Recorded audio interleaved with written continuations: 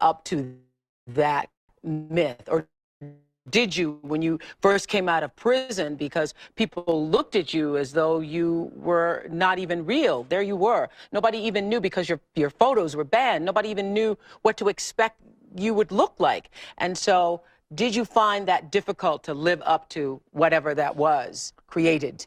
Well, that is one of the things that worried me, to be raised to the position of a semi-god.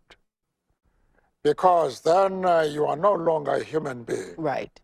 I wanted to be weaknesses, some of which are fundamental. That worried me a great deal, especially because I knew it was not the contribution of an individual which would bring about liberation and the peaceful transformation of the country. And my first task when I came out was to destroy that myth that I was something other than an ordinary human being.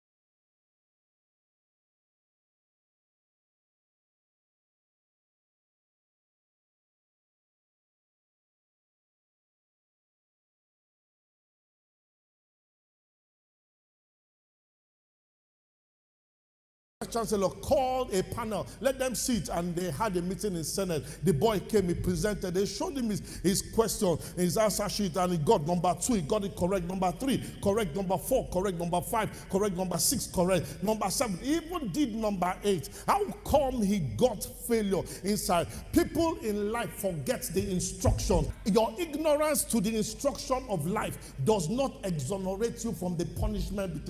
Life has instructions, and you must follow the instructions according to the precept. One of the mistakes which some political analysts make is to think that their enemies should be our enemies. Our attitude towards any country is determined by the attitude of that country to our struggle. New Year's lets us begin again. A new beginning, a fresh start, a new chance. There's something nice about New Year's Day, isn't it? During COVID-19 and all the other issues that we've been facing, there's something kind of wonderful about having a clean sheet of paper, looking at a brand new year to start again, to begin again, to get a fresh start. How to up your game for the next year. The word beginning speaks of anticipation. At the end of December, as we're getting ready for January the 1st, and you can either begin it with a sense of anticipation, or you can begin it, to be honest with you, with a sense of dread. And your attitude on the front end will determine your success on the back end. You don't have to wait for January the 1st to begin again. Begin again now. I don't care how good you are, I don't care how talented you are, I don't care how much you work on yourself. There are some times when things aren't going to go right. There are times when anything that can happen will happen. Life happens. The unexpected, the uncalled for, the unintentional. We've been damaged emotionally, damaged spiritually. It may be your business. It may be your heart that is broken today. And I'm not retreating. I'm not running. I don't care what they say on paper. I don't care if you say we outnumbered. We live by this and we die by this. We don't retreat. We don't run. We gonna stand and we gonna live and we gonna die by what we stand for, and everybody gonna know what we represent and what we're part of. I got staying power. I got staying power. Be encouraged today that no matter what you walk through, no matter how broken your marriage is, no matter how many times you failed, there is with spirit that is greater than whatever is going on around you. If you would be willing to fight your way through this battle, fight your way through cancer, fight your way through that academic struggle, fight your way through divorce, fight your way through it. If you are willing to fight your way through that singing career, fight your way through boxing, fight your way through football, I'm telling you, at the end of the fight is going to come victory. Get ready for a radical mind shift. I want to tamper with your medulla oblongata. I want to touch your morbid, minchomic, mundane, moribund mindset. Stop thinking poor. Stop thinking that you need somebody's money to survive. You don't need any money from anybody. Entrepreneurship is you going to war. And I came here to look for lions. How many lions do we have in this house? So how does a lion become the king of the jungle? His mentality. You have heard it said that lions are the king of the jungle. But have you ever stopped and asked yourself, why? How can he be the king of the jungle if he's not the biggest? The elephant is probably one of the biggest. He can't be the fastest because that's a cheetah. He can't be the smartest. So he's not the biggest, the fastest, or the smartest. So how does a lion become the king of the jungle? His mentality. That's the only difference of a lion and an elephant. It's the way a lion thinks. When a lion walks up and sees an elephant, he thinks lunch. An elephant thinks run. The animal kingdom respects the lion more than any other animal in the jungle. You see, lions hunt during storms, and they do most of their hunting at night. They hunt during storms because the noise and the wind makes it hard for prey to see and hear them. That's the lion's mentality. And it's all mentality. Lions walk around fearlessly, and they are in charge of their own destiny. I'm going to need you to tap into your lion mentality and conquer your territory. You do not have to be the biggest. You do not have to be the smartest. You do not have to be the fastest. But you must adopt the mindset of a lion. Have the love for your grit.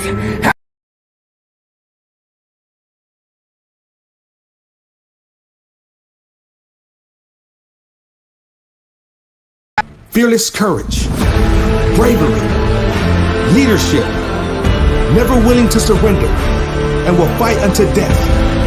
Do you have a lion's mentality? You have a choice whether to succeed or to fail. It's your choice. How many of you want your children not to forget your name? I need to be sure. Because I remember that when I was leaving school, I was considered not to be a nobody. But today my children are happy that I'm their father. The people that people thought were going to metamorphose into something, they are driving Ubers now. They came out with second-class upper, but they are still driving Uber. Don't let anybody deceive you that it's not everybody that's going to be so. Everybody can be successful. Every single person can be successful, including you, including you, including you, including you, including you. Every single person under the sound of my voice can be successful. One day I made a decision that enough is enough. I'm tired of being average. I'm tired.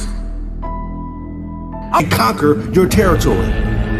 You do not have to be the biggest. You do not have to be the smartest. You do not have to be the fastest. But you must adopt the mindset of a lion. Have the love for your grit. Have the love with every rep that you push out. It is up to you to get the most of everything that you work so hard for. What is the lion's mentality? Fearless courage, bravery, leadership, never willing to surrender, and will fight unto death. Do you have a lion's mentality? You have a choice whether to succeed or to fail. It's your choice. How many of you want your children not to forget your name? I need to be sure. Because I remember that when I was leaving school, I was considered not to be a nobody. But today my children are happy that I'm their father. The people that people thought were going to metamorphose into something, they are driving Ubers now. They came out with second-class upper, but they are still driving Uber. Don't let anybody deceive you that it's not everybody that's going to be so. Everybody can be successful. Every single person can be successful, including you, including you, including you, including you, including you. Every single person under the sound of my voice can be successful. One day I made a decision that enough is enough. I'm tired of being average. I'm tired. I'm tired of being good. I'm tired. I want to go to the dealership and buy the best car. I want to move to the nicest neighborhood. I want to fly first class. I want to go to Hawaii. I want to go to Australia. I made a decision. Enough is enough. It's showtime. Will a real Eric Thomas please stand up? Some of you in the room right now, you are where you are. You're giving 60% when you have 120 in you. Why? Because you never made a decision.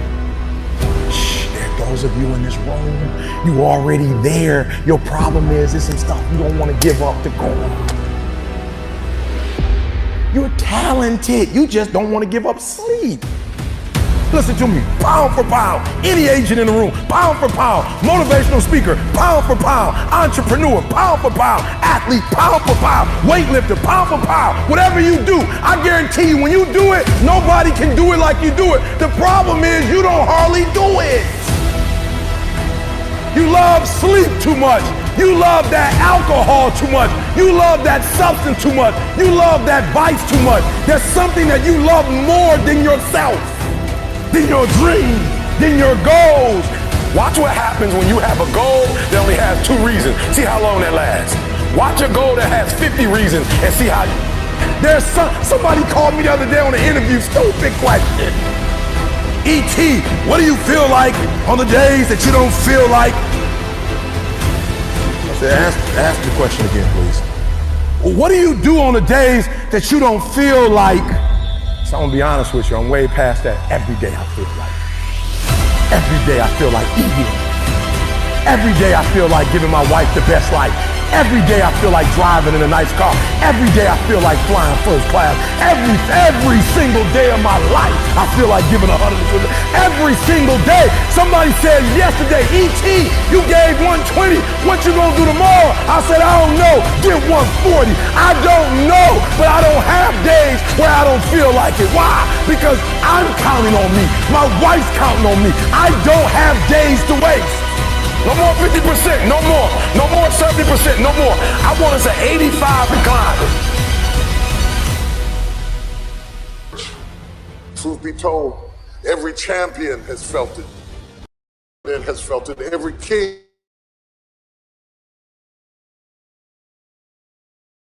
it. Every victorious person has felt it. The urge. Don't you give up on your dream. Accept it. You will lose. You will embarrass yourself. You will suck at something. The point is, every graduate here today has the training and the talent to succeed. But do you have the guts to fail? If you don't fail, you're not even trying. To get something you never had, you have to do something you never did. We've seen people that we thought because they were young, they were ready. The fact that you're young does not make you ready. When the average Nigerian who hasn't come in contact with what we're doing without mentorship, without the right inspiration is pushed to that edge, I tell you, they will compromise. This is why we have to become very intentional about creating an orientation. We need to educate young people. We need to let them know, hey, it has to cost you something. It has to cost you something. If you truly want a Nigerian that you have to be proud of, you just cannot throw caution to the wind and break the entire rules in the book in your bid just to survive. Yeah, survival is a huge thing. The reality of this season shows that you cannot survive with one source of income. And that has always been said in the Bible from Genesis. Genesis chapter 2 verse 10 says that there were 4 rivers that were watering the Garden of Eden. Gishon, Fishon, Hiddekel, Euphrates, and there were different things in there to water the garden. First of all, if you are a Christian, if you are somebody that is of faith, you must have a minimum of 4 sources of income. Anything less than that is an abuse of the mandate. That is my message to you. Go and start thinking and stop praying too much. God expects you to work and be produced. Adam, get to work.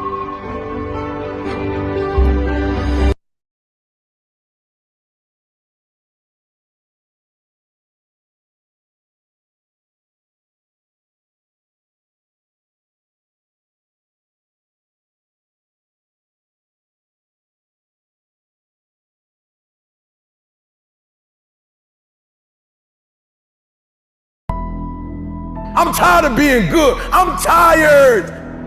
I want to go to the dealership and buy the best car. I want to move to the nicest neighborhood. I want to fly first class. I want to go to Hawaii. I want to go to Australia. I made a decision. Enough is enough. It's showtime. Will a real Eric Thomas please stand up? Some of you in the room right now, you are where you are. You're giving 60% when you have 120 in you. Why? Because you've never made a decision. Those of you in this room, you already there. Your problem is there's some stuff you don't want to give up to go on. You're talented. You just don't want to give up sleep. Listen to me, pound for pound, any agent in the room, pound for pound, motivational speaker, pound for pound, entrepreneur, pound for pound, athlete, pound for pound, weightlifter, pound for pound, whatever you do, I guarantee you when you do it, nobody can do it like you do it. The problem is you don't hardly do it. You love sleep too much. You love that alcohol too much. You love that substance too much. You love that vice too much. There's something that you love more than yourself, than your dreams, than your goals. Watch what happens when you have a goal that only has 2 reasons. See how long that lasts.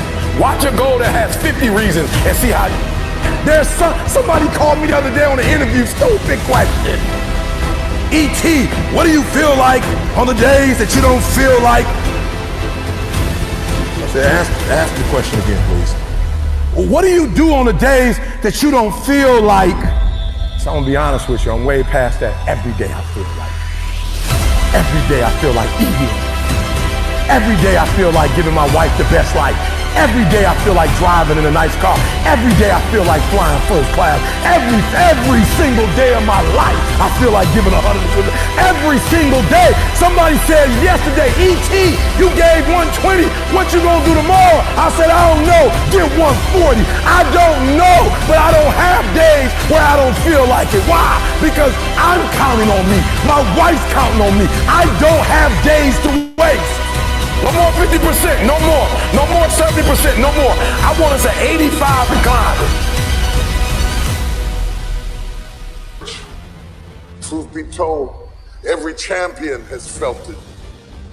Every president has felt it. Every king has felt it. Every lion has felt it. Every winner has felt it. Every soldier has felt it. Every victorious person has felt it. The urge to quit. Don't you give up on your dream. You will fail at some point in your life. Accept it. You will lose. You will embarrass yourself. You will suck at something. The point is, every graduate here today has the training and the talent to succeed. But do you have the guts to fail? If you don't fail, you're not even trying. To get something you never had, you have to do something you never did. We've seen people that we thought the fact that you're young does not make you ready. When the average Nigerian who hasn't come in contact with what we're doing without mentorship, without the right inspiration, is pushed to that edge, I tell you, they will compromise. This is why we have to become very intentional about creating an orientation. We need to educate young people We need to let them know, hey, it has to cost you something.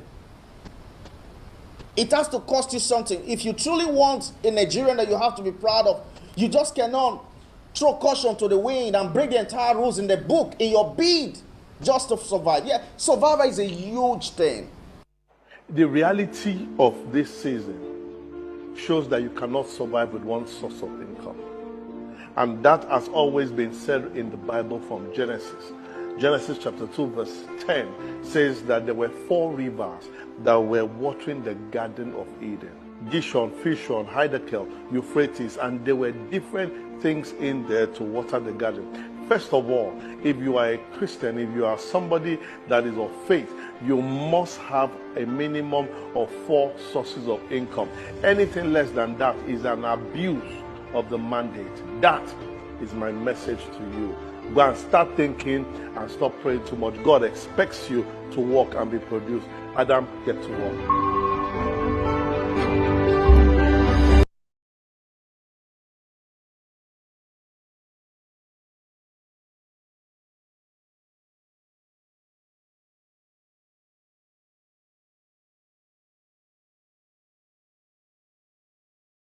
Need somebody's money to survive.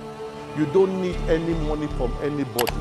Entrepreneurship is you going to war. And I came here to look for lions. How many lions do we have in this house? So how does a lion become the king of the jungle? His mentality. You have heard it said that lions are the king of the jungle. But have you ever stopped and asked yourself, why? How can he be the king of the jungle? If he's not the biggest, the elephant is probably one of the biggest. He can't be the fastest because that's a cheetah. He can't be the smartest. So he's not the biggest, the fastest, or the smartest. So how does a lion become the king of the jungle? His mentality. That's the only difference of a lion and an elephant. It's the way a lion thinks. When a lion walks up and sees an elephant, he thinks run. An elephant thinks run. The animal kingdom respects the lion more than any other animal in the jungle. You see, lions hunt during storms, and they do most of their hunting at night. They hunt during storms because the noise and the wind makes it hard for prey to see and hear them. That's the lion's mentality. And it's all mentality. Lions walk around fearlessly, and they are in charge of their own destiny. I'm going to need you to tap into your lion mentality and conquer your territory. You do not have to be the biggest. You do not have to be the smartest. You do not have to be the fastest. Grit. Have the love with every rep that you push out. It is up to you to get the most of more. Fearless courage, bravery, leadership, never willing to surrender, and will fight unto death. Do you have a lion's mentality? Are you? You have a choice whether to succeed or to fail. It's your choice. How many of you want your children not to forget your name? I need to be sure. Because I remember that when I was leaving school, I was considered not to be a nobody. But today my children are happy that I'm their father. The people that people thought were going to metamorphose into something, they are driving Ubers now. They came out with second-class Uber, but they are still driving Uber. Don't let anybody deceive you. That is not everybody that is going to be everybody can be successful. Every single person can be successful, including you, including you, including you, including you, including you. Every single person under the sound of my voice can be successful. One day I made a decision that enough is enough. I'm tired of being average. I'm tired. I'm tired of being good. I'm tired. I want to go to the dealership and buy the best car. I want to move to the nicest neighborhood. I want to fly first class. I want to go to Hawaii. I want to go to Australia. I made a decision. Enough is enough. It's showtime. Will a real Eric Thomas please stand up? Some of you in the room right now, you are where you are. You're giving 60% when you have 120 in you. Why? Because you never made a decision. Shh, they're Those of you in this room, you already there. Your problem is there's some stuff you don't want to give up to go on. You're talented. You just don't want to give up sleep. Listen to me, pound for pound, any agent in the room, pound for pound, motivational speaker, pound for pound, entrepreneur, pound for pound, athlete, pound for pound, weightlifter, pound for pound, whatever you do, I guarantee you when you do it, nobody can do it like you do it. The problem is you don't hardly do it. You love sleep too much. You love that alcohol too much. You love that substance too much. You love that vice too much. There's something that you love more than yourself, than your dreams, than your goals. Watch what happens when you have a goal that only has 2 reasons. See how long that lasts. Watch a goal that has 50 reasons and see how. There's somebody called me the other day on an interview, stupid question. What do you feel like on the days that you don't feel like? I said, ask the question again, please. What do you do on the days that you don't feel like? So I'm gonna be honest with you, I'm way past that. Every day I feel like. Every day I feel like eating. Every day I feel like giving my wife the best life. Every day I feel like driving in a nice car. Every day I feel like flying first class. Every single day of my life, I feel like giving 100%. Every single day. Somebody said yesterday, E.T., you gave 120. What you gonna do tomorrow? I said, I don't know. Give 140. I don't know, but I don't have days where I don't feel like it. Why? Because I'm counting on me. My wife's counting on me. I don't have days to waste. No more 50%, no more. No more 70%, no more. I want us at 85 and climbing. Truth be told, every champion has felt it. Every president has felt it. Every king has felt it. Every lion has felt it. Every winner has felt it. Every soldier has felt it. Every victorious person has felt it. The urge to quit. Don't you give up on your dream. You will fail at some point in your life. Accept it. You will lose. You will embarrass yourself. You will suck at something. The point is, every graduate here today has the training and the talent to succeed. But do you have the guts to fail? If you don't fail, you're not even trying. To get something you never had, you have to do something you never did. We've seen people that we thought because they were young, they were ready. The fact that you're young does not make you ready. When the average Nigerian who hasn't come in contact with what we're doing, without mentorship, without the right inspiration, is pushed to that edge, I tell you, they will compromise. This is why we have to become very intentional about creating an orientation.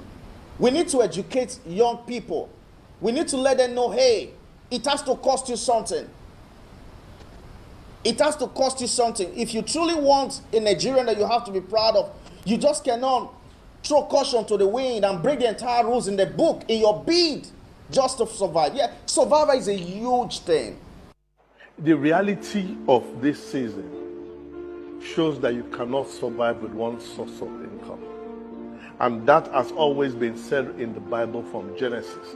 Genesis chapter 2 verse 10 says that there were 4 rivers that were watering the Garden of Eden.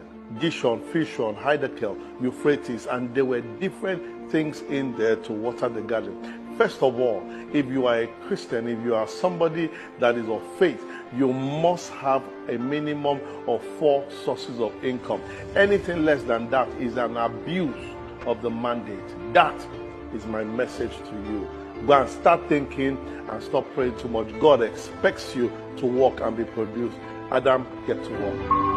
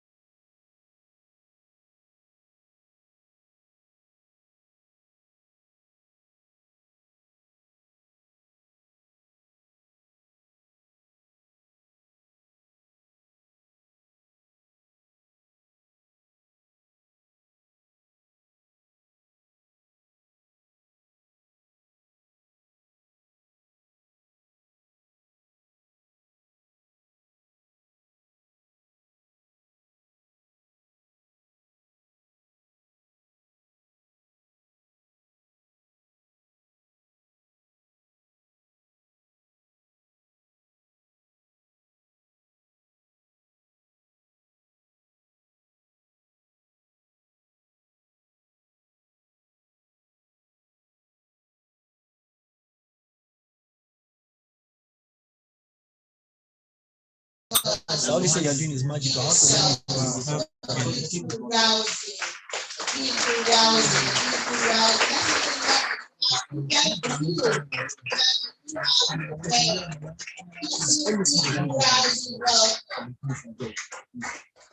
It's a saying that leaders, a good leader leads people, but a good leader leads other leaders. And that's why we gathered here today for, put together by Matt Idiani for Future Leaders Conference 6.0. And I'm so delighted to be working with this single-minded man. And I think you can give it up for him. So there's no gender imbalance, rather.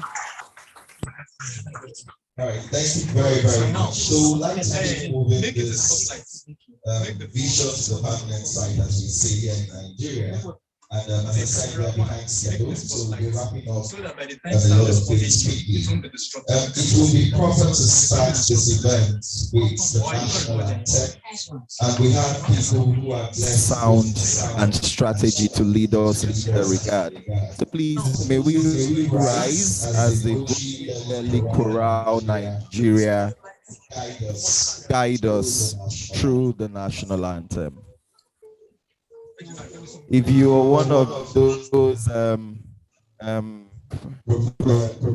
propelling agitation session, just assist us in the national anthem.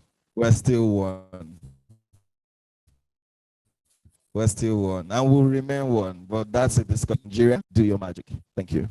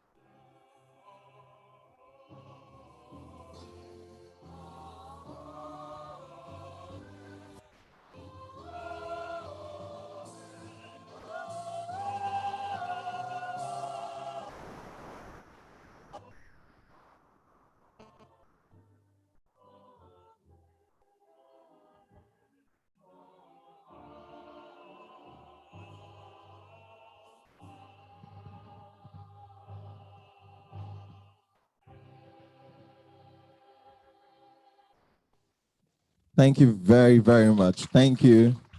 Thank you. Thank you very much. Okay. How does it sound to play to Nigeria, my country? Wow. I don't know. Do you still remember the national anthem? Yes, I do. If I'm paid to do that, yes, I do. Yeah. Okay. Yeah. But you're not going to be paid. But can you remember the pledge? The pledge, of course, I do. Okay. Yes. What does it say? Do you remember the Yes, I do. second version? I do I? Yeah, that's fine. Well, we are not the ones on debate here, man. It's the event, so let's leave it at that, really. All right. So from the previous Future Leadership Conference 5.0, we are going to have just a few participants tell us about what their thoughts were. We understand that, of course, a few of you had been on this vision for several years that it's been here. And we're saying we're not taking you for granted at all. We appreciate you. And if you were anywhere around, with this vision sometime in 2019 when we held the last one, then please could you in a minute just share with us what your experience was, even as we intend to have a more beautiful time here. So someone is passing the microphone. I can see some of you are smiling at me already from the crowd. I'm smiling back at you.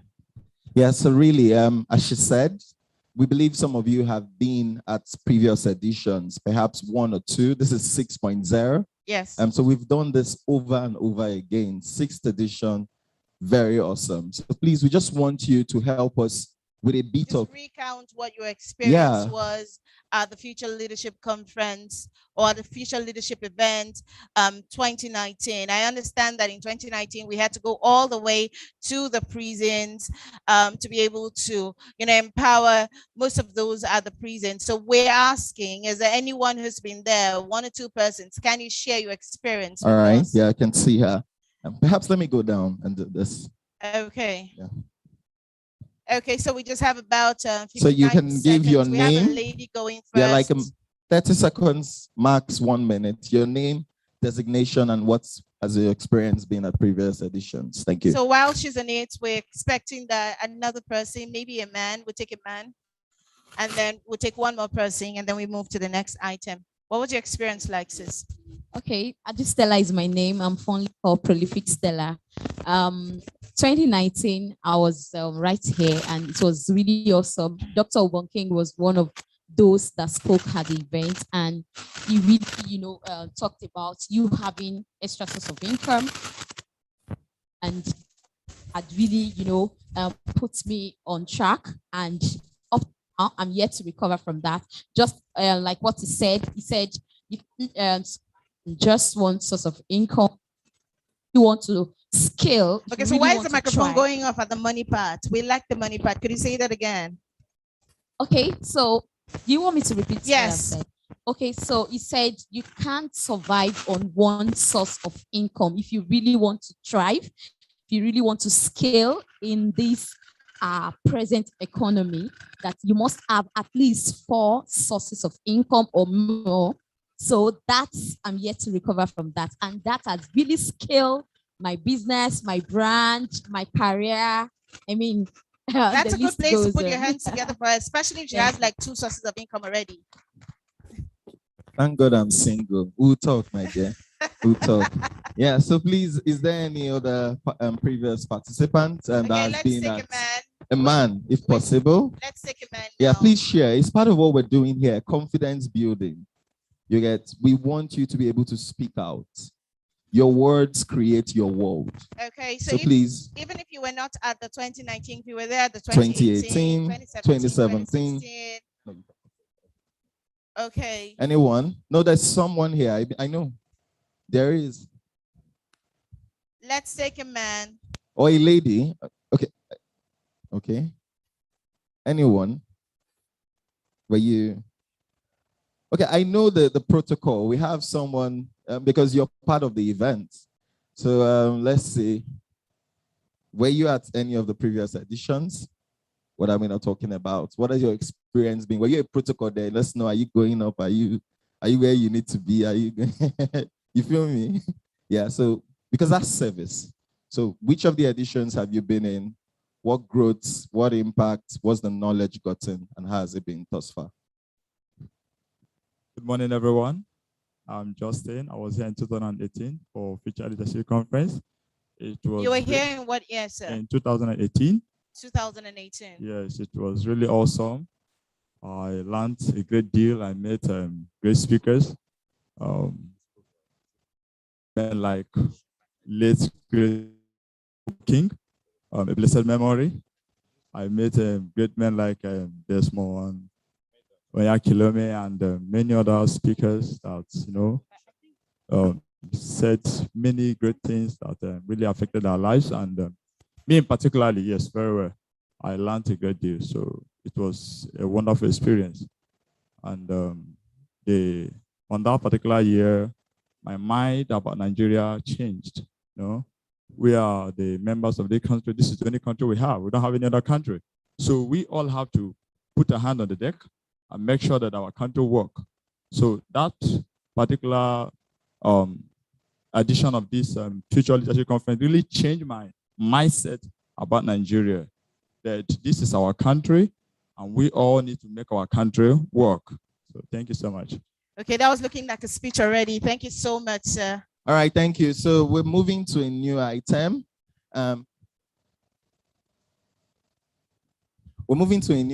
So as I still believe that some of you here were at previous editions and you didn't want to talk. So now I'm going to create an atmosphere that must make you talk generally, So let's get into today. So the question for maybe one or two persons is, what are you expecting today? Why did you wake up? It was a journey. Lagos, you spend more time on the road than you spend at the events you go to in Lagos. So you woke up very early. So let's just do an average. Most of you left your house 6, 7 a.m. And for those of you coming from Badagry, 4 a.m., and you're here on a Saturday when you should be resting, dreaming dreams, cooling down. So what are you expecting from the Future Leadership Conference 6.0? So this is not time wasted, it is time invested. What do you want from us that if we do?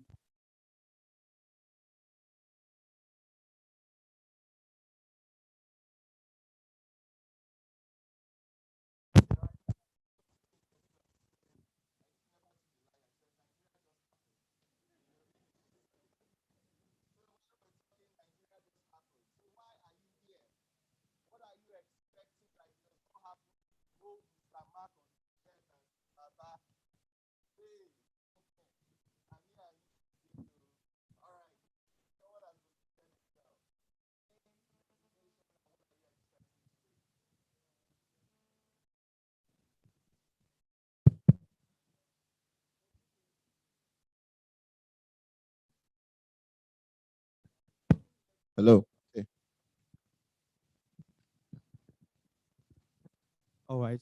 So coming here for me is the fact that I have an expectation for a very big mind shift.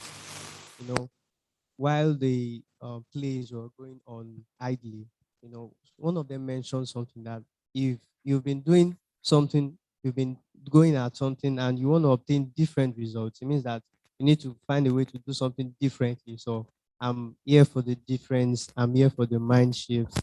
I'm here for the information and have high expectations. He's here for the mind shift. He's here for the difference. He's here to be able to move from one stream of income to 4 streams of income. That's the one I love the most. Wonderful. Whatever puts dollars in my account. Why dollars? You're part of our problem. Man, I like money, man. Why Who not doesn't like naira? money? We have women in the house. Are there women in the house? Please, you want to give me a clap? If you like money, please, you should give me a round of applause. I love money. All right. Don't you love money? Sir, don't you love money? That's a man who says it. Please, can you ask him? Sir, did you say you love money or you don't love money? Please put the microphone. Oh, wow. Close. Hold on a second. Sir, are you in Nigerian? Put the Sorry, sir, did you say I asked you a question? Do you love money? I don't love money. Okay, sorry. Do you hate money? I don't hate money. Do you despise money? I don't love. Do you not love I think money? we need to put the love of money in proper perspective, because that's the reason why we see a lot of our youth, they are carried away by virtue of the love of money. I am going to beg to disagree with you, because we have politicians in power who love money more than we young people. And that's the reason why our country is where money. we are today. Okay, but the youth are not the problem. We're not the problem. The older people are, because they are the ones looting. You are not the older person. So it means that if you have the opportunity, you will do exactly what they are doing. I love money. I'm behind the microphone because I want to earn money. Away from wanting to earn money is my passion. I'm working for the money. The love of money has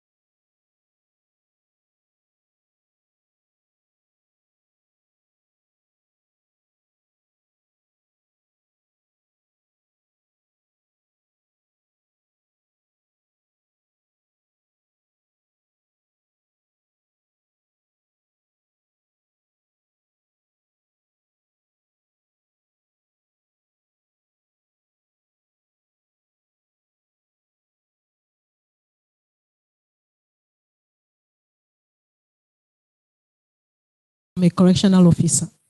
So I got to know, when I got the invite, I looked at who is inviting me. And Mr. Mark is somebody I know that gives impact and value. I made up my mind I was going to jam your hands together. And then I checked the team and I checked the speakers. I said, nothing will stop me from being here. I have 4 important appointments, but this one has to do with impact, value, and it has to affect my future. So I'm here expecting nothing less than what I know I'm getting, which is value and impact, because of the person behind the scene. Thank you. Wonderful. No words, no caps. This is it. I think you didn't hear who she is. She used foreign language to address it. You know, let me bring it down to our, she's a correctional officer. So if you misbehave here, we will send you with her, you know? Do you know who a correctional officer is?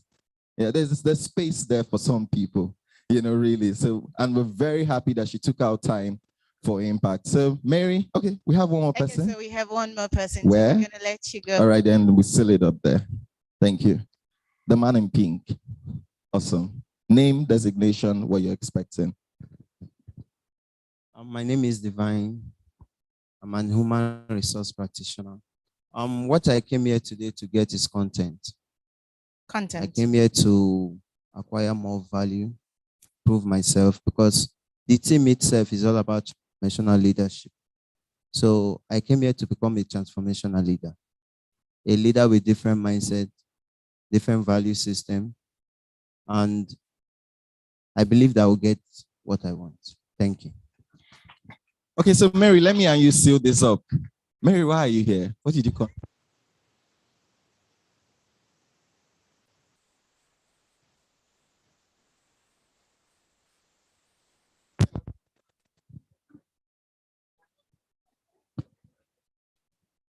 Hello? Mary, they're answering for you.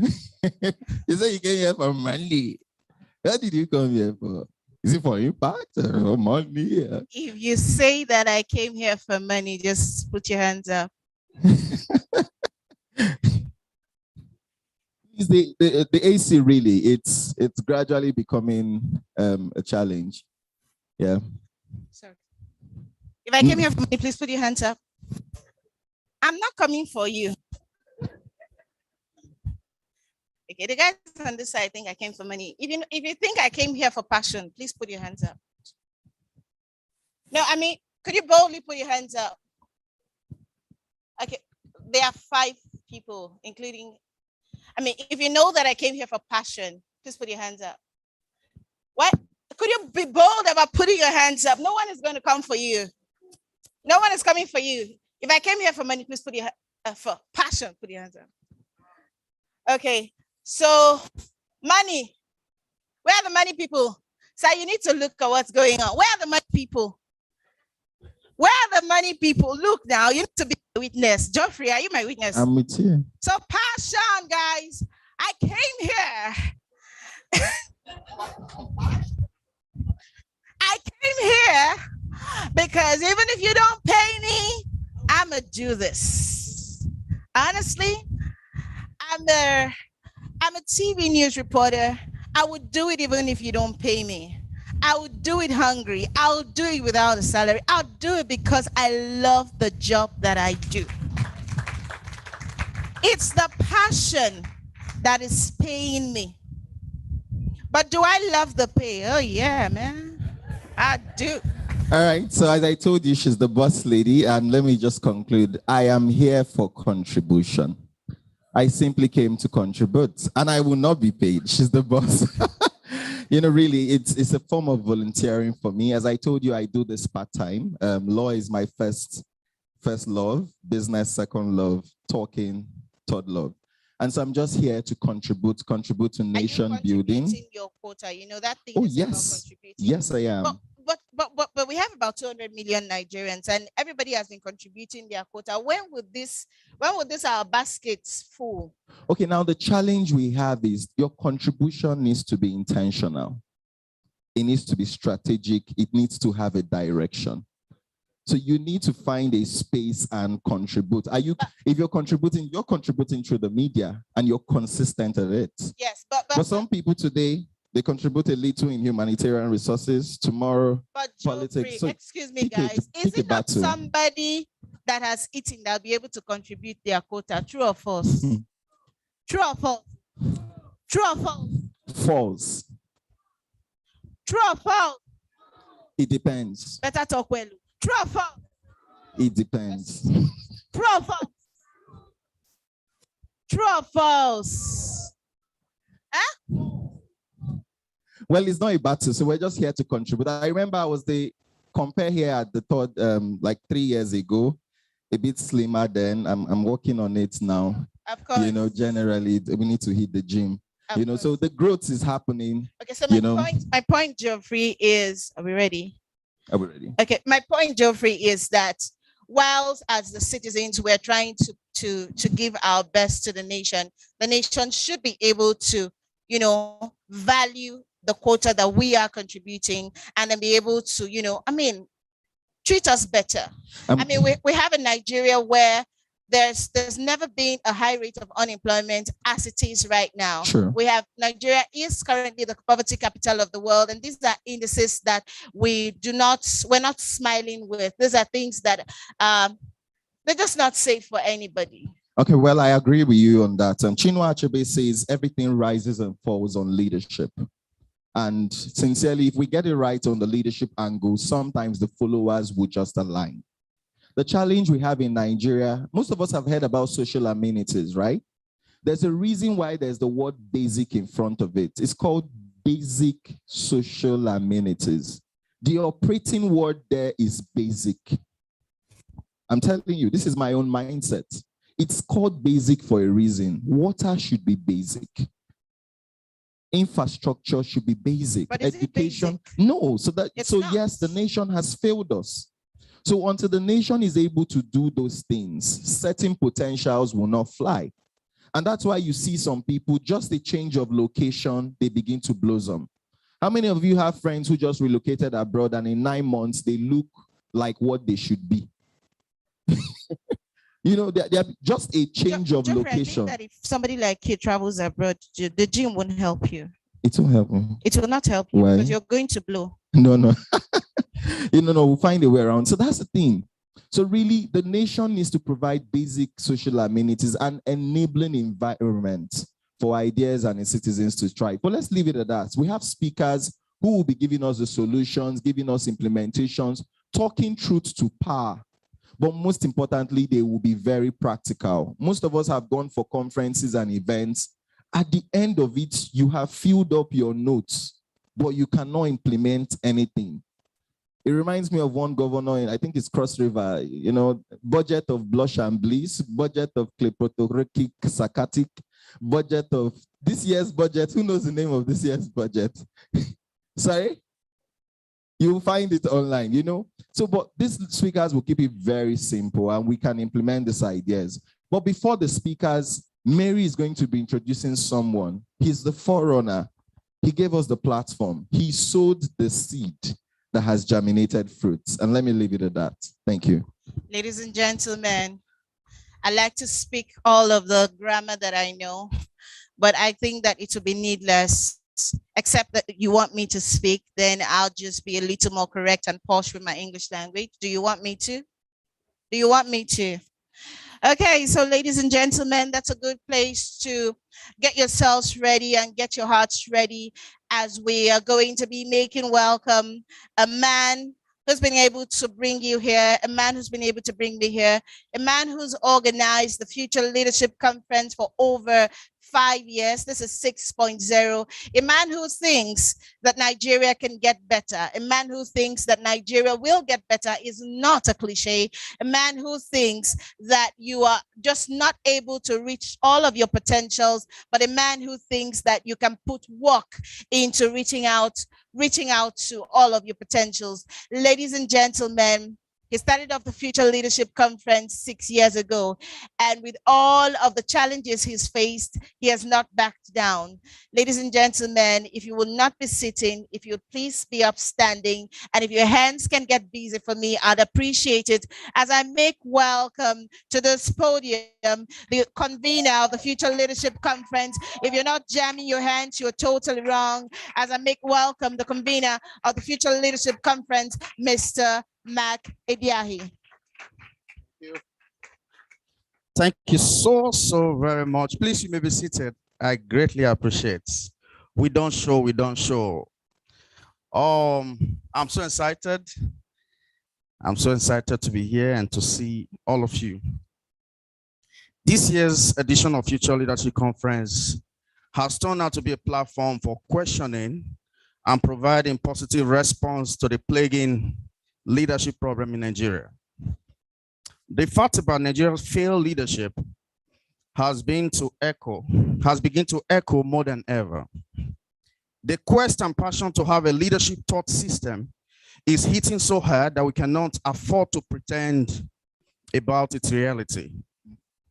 There's so much joy. There was so much joy when democracy returned to Nigeria in 1999. But we cannot say we have built on this democracy profitably in the interest of Nigeria. Can we? You better talk to me or I can store you here all day. Have we? Oh, all right. We haven't. It is glaring. It is obvious. The citizens have experienced unimaginable suffering resulting from the challenges associated with bad and wickedly skewed leadership, styled as exemplified by our leadership at different strata. This fact can be seen across the spectrum of our society.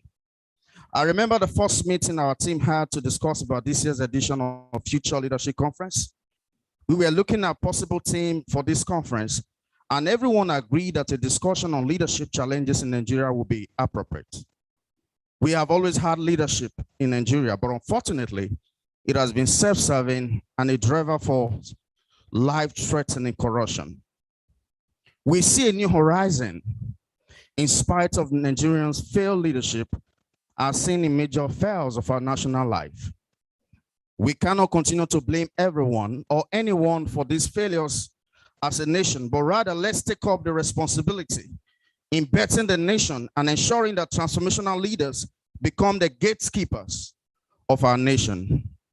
I see a new horizon in spite of our nation failure.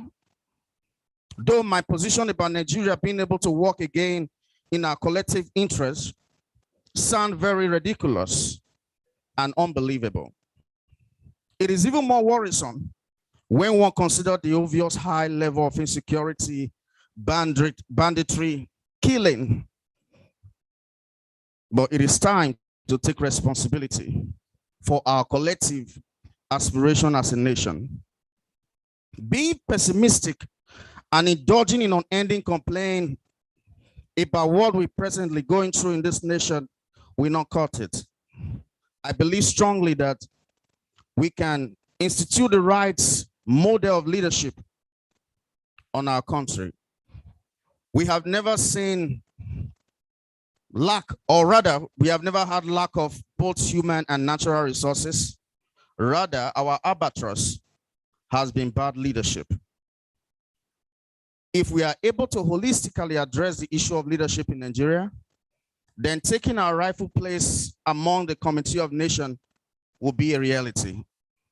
I am so hopeful that there will be a day in the annals of our history when citizens will be bold enough not to vote against their conscience, just like we've been having. We see grown-up taxable adults lining up to vote against their conscience. That will no longer be our way. Do we agree with me in that an uninformed mind will always make deformed decisions, even in leadership? The elites have used poverty as a weapon to skew the thought pattern of Nigerians towards making wrong choices in power to keep themselves there against the will of the people. I have critically assessed our problem as a nation, and it has dawned on me that amidst all the challenges bedeviling us as a nation, the most predominant is leadership. It is believed that the greatness of any nation depends on the quality of leadership. The clamor for constitutional review and restructuring of Nigeria ought to be an unending debate. If we have a leader that thinks beyond selfishness and nepotism, we are proposing transformational leadership because it is structured on empathy and collective responsibility. Transformational leadership is a model of leadership where a leader works with his team of followers beyond their immediate self-interest or immediate benefits to identify needed change by creating a vision to guide the change through motivation, influence, inspiration, and executing the change in tandem with committed followers. This change in self-interest alleviates the followers' level of maturity and ideas, as well as their concern for the achievement. A transformational leader will influence his followers and inspire them to perform beyond their perceived capacity. That is achieving unexpected and remarkable feats. The 4 I's of transformational leadership are inspirational motivation, idealized influence, intellectual stimulation, and individualized consideration. Inspirational motivation is when the leader inspires the followers to achieve. These leaders set high and reasonable goals for their followers and their organizations. They inspire commitments and they create a shared vision for the organization. Leaders that utilize inspirational motivation motivate followers intrinsically and extrinsically, and they are able to articulate their expectation clearly. Inspirational motivation is closely tied to productivity. Productivity leads directly to having a source of works and could be considered with both inspiration and visionary, leading to a positive emotional impact on the followers. Idealized influence is when the leader acts as a strong role model for their organization and lead by example. These types of leaders consider the needs of their followers and prioritize their needs. They typically have loads of commitment and are very ethical. Most often, their follower tries to emulate them as they tend to identify with them very easily. When subordinates try to emulate their leader, emotional attachment tends to form and it foils their dedication. Intellectual stimulation is when leaders encourage their follower to think for themselves. These leaders are creative, innovative, and are very open to new ideas. They tend to be very tolerant of their followers' mistakes and even encourage them as they believe they promote growth and improvements within the organization, and in this case, our nation. This leader creates learning opportunities for their followers and abandon obsolete practices. Individualized consideration is when the leader establishes a strong relationship with their followers. This leader acts as caring, supportive resource for their followers and their organization. They mentor their followers and allocate time to develop their followers' potential. One of the ways in which leader can develop their followers is by delegating specific tasks that will foster their individual development. The above has further exposed that we have lack quality leadership in this country, especially since the return of democracy in 1999. Most of our elected appointed leaders have always considered their interests far above the citizens' interest. A transformational leader will always see himself in others. That is, he lives because others are living. Such leaders deserve and desire decent living for everyone, unlike what we currently experience in Nigeria. Our present crops of leaders in Nigeria needs mind renewal to be deliberately concerned about the citizen, because the essences of leadership or government are the citizen. What should bother us the most as a people is how we get the right model of leadership that will bring about the reality of a prosperous nation. Our collective prosperity lies in the prosperity of our nation. So we must be serious about resolving leadership problem or quagmire in Nigeria. It is on these notes I want to encourage everyone to be patient and get the best of this conference, as we have an array of prolific and experienced speakers. All that is aimed at bringing you the conversation that will best it transform Nigeria. Once again, I thank you for being in this conference, Future Leadership Conference 2021. God bless you and God bless Nigeria.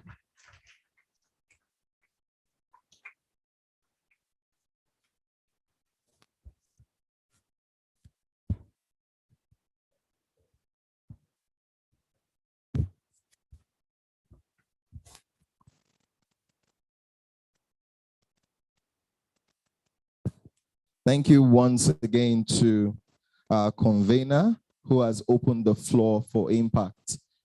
For me, as I tell people, it's not easy. It's not about startup, it's sustainability. And that's where we've been losing and missing out as a nation. But here, Mr. Mark has done this over and over again. This is the 6th edition. And as we said earlier, if this was a university, I think this is above first class. You know, first class is 4.5 to 5.0. And here we are in 6.0. So we are in a league of our own. A round of applause for all of us once again. And we have speakers, we have great minds with us. As you know, we're expecting a lot of impact today. What we're going to be hearing from our speakers is very practical. They're going to be talking from their life experiences. They're going to be talking from their economic capacity, and they're going to be talking as solution providers.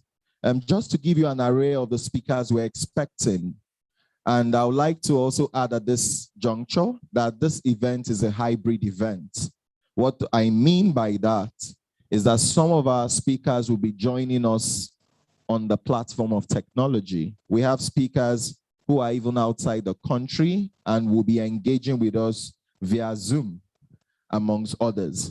So really, we have Professor Joseph Mba, who we'll be hearing from in the course of this event.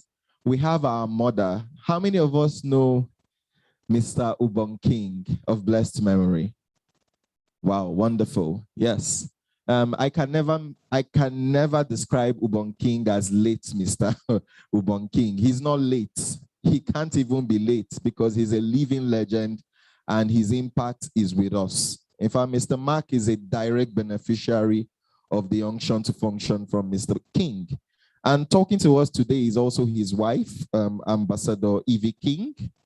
She will be speaking as someone who was the closest to purpose and also who is a leader herself. We would also be hearing from Charles Tudor, who has been a long-standing friend of the brand and the Future Leadership Conference. Today, we would also be hearing from a woman of royal blood and a business Caesar, HRH Amina Temitope Ajayi. And we would not leave it there. We would also today be hearing from Daisman Oyakilome. We would also be getting some maritime knowledge from Dr. Basha Jamal. And for those of us who are leadership inclined, I know he needs no introduction. With us today will be Dr. Linus Okorie. And if this is not enough for you, if you're interested in politics, leadership, amongst others, today we would also be hearing from Honorable Akpan Luke.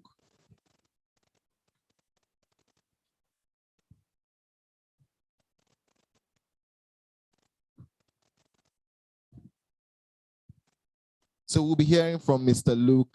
And last but not the least, in fact, almost she's the first from here, the CEO MD of Fidelity Bank, who has endorsed this conference, has been supportive. As you see, the logo of the bank is on the flyer and the various promotional materials.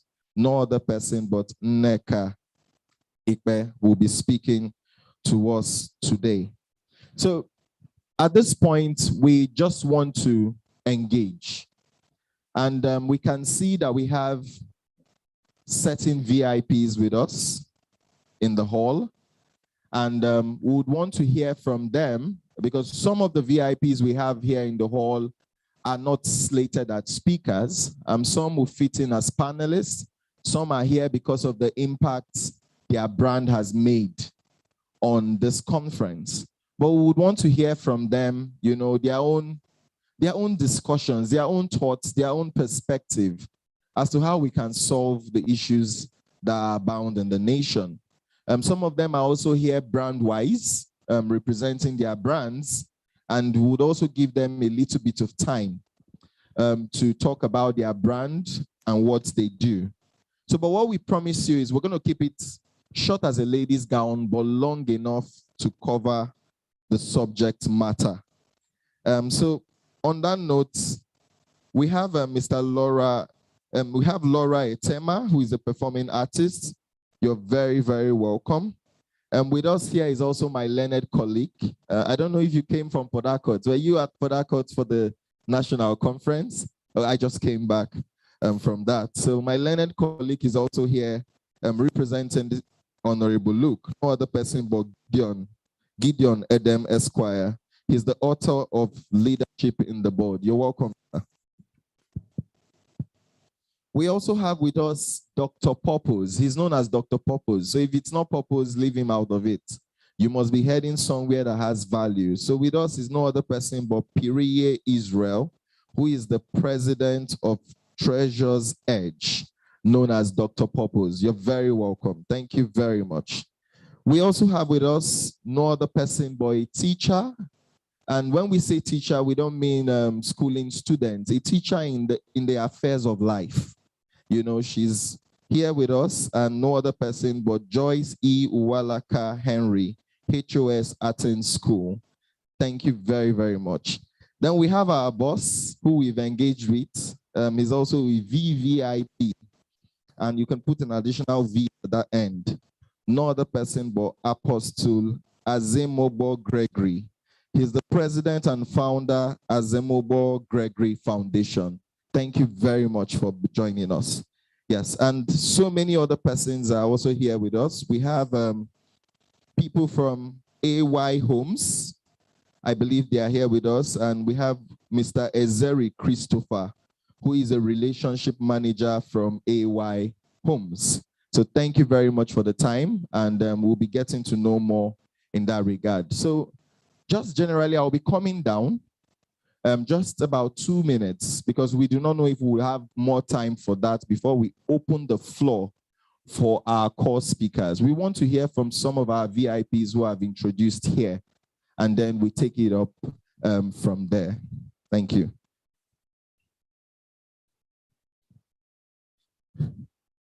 So, sir, sorry. We're starting with you. Yeah, your name, your designation, your thoughts about the Future Leadership Conference, your thoughts about Nigeria. Are we down? Can we stand? Is it over? Should we summarize can we go? Can you just let's leave this thing and just proceed, So your thoughts and what you do, if you're into homes, should we buy here or in the country to come, or this we stay? Just generally. Okay, he wants a lady within the circle to do that. So yeah, so please give us your thoughts, your idea, you're just generally, and let's take it from there. Thank you. Good morning, everyone. Okay, so my name is Oluwapelumi Adebanke, and I'm a staff of AY Homes. I'm in the media team, and we are a real estate company. For now, we sell land, and we are into land investment. It's such a privilege and honor for us to be here. I want to say a very big thank you to the organizers of this event. Please, can you give them a round of applause, please? And to be candid, I met with Dr. Ubo King during Tincation. I think that was 2019, and it was very, very powerful. So I can say I'm actually, should I say, either one of the children, indirect children of Dr. Ubo King. Okay, so it was talking about Nigeria. I feel I'm not the only, I personally desire to leave the country. I'm sure there are so many people so many other people like me, right? But the Nigeria that we aspire and the Nigeria that we dream of starts from us, me and you as an individual. If you want Nigeria to be better, you as an individual has to be better. And we as a brand, AY Homes, we are contributing to the betterment of Nigeria. So we have some estate, and there's something about real estate or land investment. It's not about right now. We have a particular estate called Elite Garden. As at last year, it was 12 million naira. Towards the per plot, towards the end of last year, it became 14 million naira. Early this year, it became 16 million naira. And now it is 20.1 million naira. So what's the point of having a bulky bank account balance and you're not putting your money into use? So now imagine those who invested as of last year, who bought Elite Garden 12 million naira. Now it's 20.1 million naira. So how much richer are they now? How much richer? How much richer? 8.1 million naira. So they're basically making money while they sleep. So you might think that, oh, I don't have that kind of amount. We have other estates that are not as expensive as that. We have estates of about 10 million, even less than 5 million naira. You can look at our roll-up banner. We also have flyers. We'll distribute it during the course of the event. So it's not about, we also have a flexible payment plan that you can subscribe to. So if you would like to invest, or if you would like to have a flexible payment plan, you tell us that, okay, this is the amount I have. We'll tell you what your money can do for you. All right. All right. Good. So it's not about just staring at your bank account balance. Please put your money to use. Invest. It's not just about real estate. There's so many other investment platforms, but something that is very key, it is a dynamic, it never depreciates in value, is in real estate. You can invest in any other thing that can depreciate in value, but when it comes to real estate, it keeps appreciating in value. Thank you so much. Thank you very, very much. I agree with her. As I told you, I'm a lawyer, but very few lawyers can add weight the way I add weight, because they are not in real estate. I'm also in real estate, and I'll tell you, one brief in real estate can make you not to go to court for 9 years. That's the honest position. If I tell people, if you don't have investment in land, you have not landed, and you are still on transit. So please ensure that you meet with AY Homes. They still have their time They are one of our premium sponsors. Without them, this would just be a dream. So we're going to give them more time to talk to us. And they would also be here to engage with you. Purchase from them, valid title, and you're buying peace of mind. So I'll be proceeding to Apostle. We don't want to disturb you too much, sir, but we can see impact and leave impact. We want you to touch us. So your general ideas, sir, on leadership, on the youth. I heard you say we are losing it. And that's something we don't even like when people tell us, see, I put it to you, sir. We are not losing it. So tell us that why we are losing it and what can we do to get this country back on its path. Thank you, sir. Thank you. Thank you. I think I'm happy to be here today. I want to appreciate my brother, Mark Idiahi, that I was able to put this program together. I really appreciate him. And as a matter of fact, I have been a part of this event right from the inception, about 6 years ago. And I'm happy that he has been consistent in spite of the challenges that he had to surmount. It's not easy putting this thing together. Please, let's give him a round of applause. Like we rightly submitted, the change that we desire for this nation begins with you. It begins with me. Nigeria is not going to change if we don't make personal decisions to change our value system.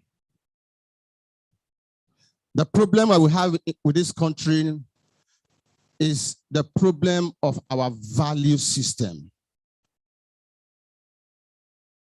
What are those things that drive us? Most of the leaders that were able to transform their countries and transform their world were leaders that were sold out to service to humanity. As a matter of fact, I run a foundation called Azembo Gregory Foundation. Over the years, we have been able to impact the lives of poor Nigerians, widows, and the vulnerable. Because we believe that when you transform, when you change, when you're in changing the life of an average Nigerian, you are contributing your quota to developing this nation. And so I want to encourage us that we all can play a role. What are you doing in your little corner? Are you interested in just making yourself comfortable, you, yourself, and your family? Or you are interested in doing your bit in adding value to the lives around you, in doing your bit in contributing to the development of our nation? We can't move this nation forward if all we care about is ourselves. We have to make that decision today. And that's why you are here. We're not here to talk to our leaders. We are here to talk to ourselves. You are here to talk to yourself. Say, I'm here to talk to myself. So at the end of this meeting, what decision are you making? Are you going out there to see what you can do to change our nation? Nigeria needs you. The change that we desire from this nation begins with you. And today we must all decide that we are standing for that change and we are deciding to make our contribution for that change to come to pass. Thank you very much. God bless you.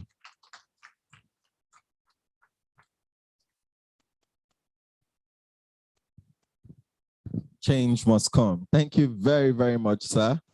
Thank you. So I'm moving. I'm at purpose. I've gotten to purpose. Yeah, purpose locates me. Yeah, so sir, your thoughts. Your thoughts. I know he won't say much. He's paid to talk. That's the truth. If you know anybody that is a man of purpose, their words matter. So I know in about 3-4 minutes, he will just give you a dozer, of where you are, where you're headed, and where you need to be. Sit down and don't go down. Dr. Purpose. Hello, good morning, everybody. Help me look at your neighbor. Tell your neighbor you're special. Ask your neighbor, do you know why I said you're special? Now get the answer from the person. What did the person say? Why are you special? Is it because you have a pointed nose?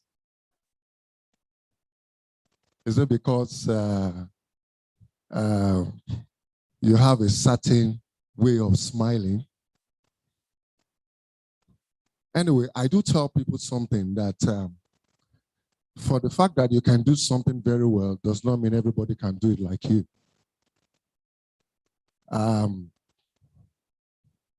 Everywhere I have tried to, engage with young people especially, I try to make them understand that they are never a symptom of accidental discharge.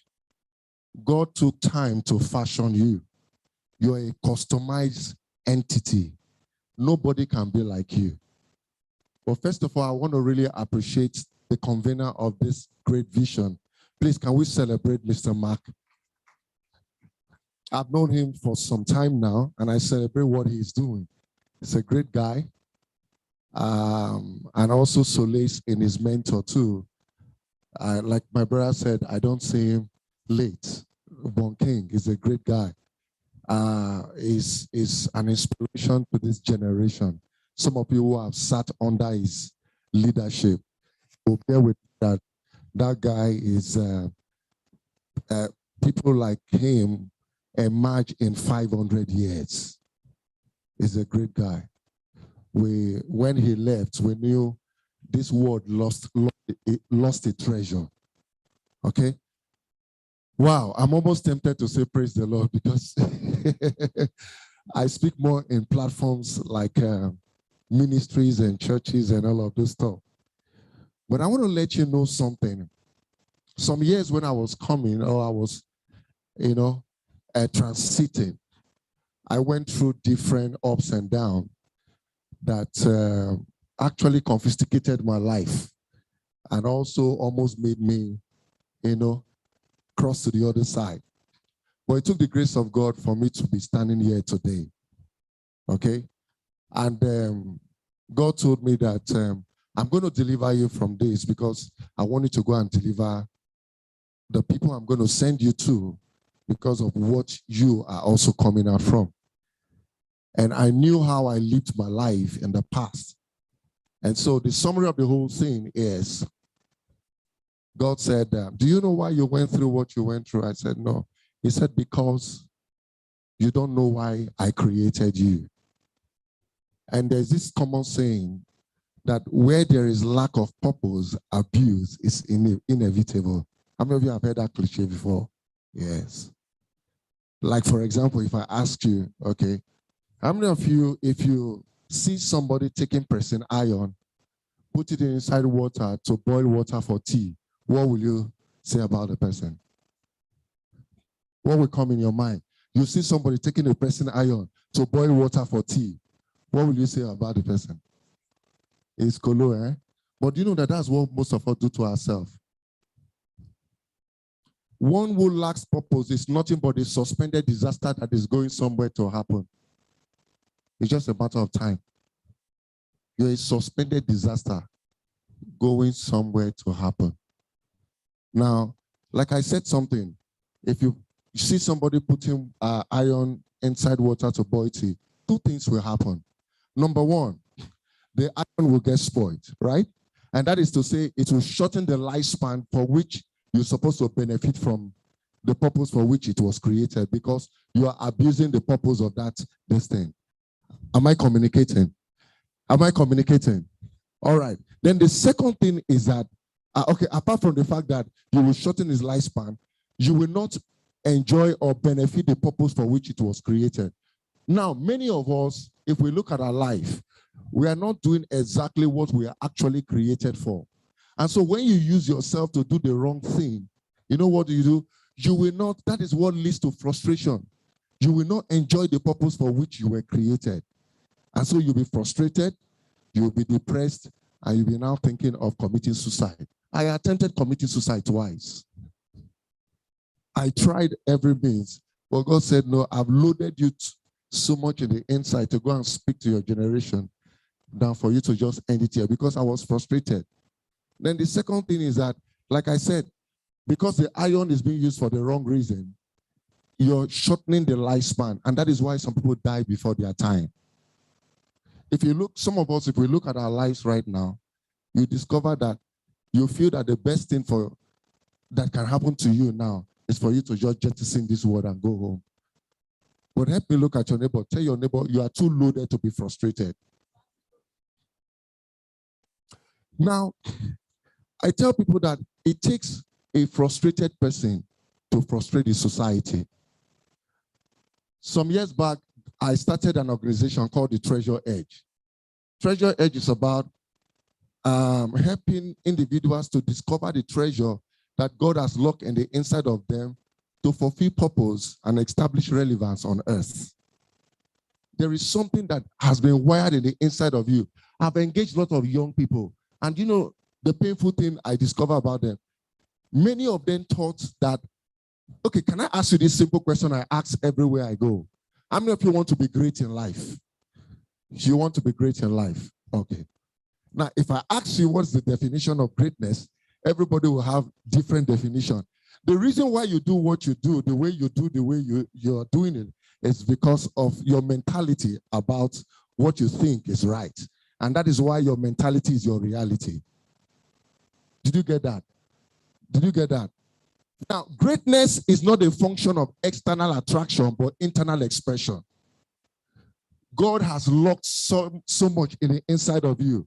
The greatest discovery you can make in this life is not to discover how to go to space, but the greatest discovery is to discover the treasure that is locked inside of you.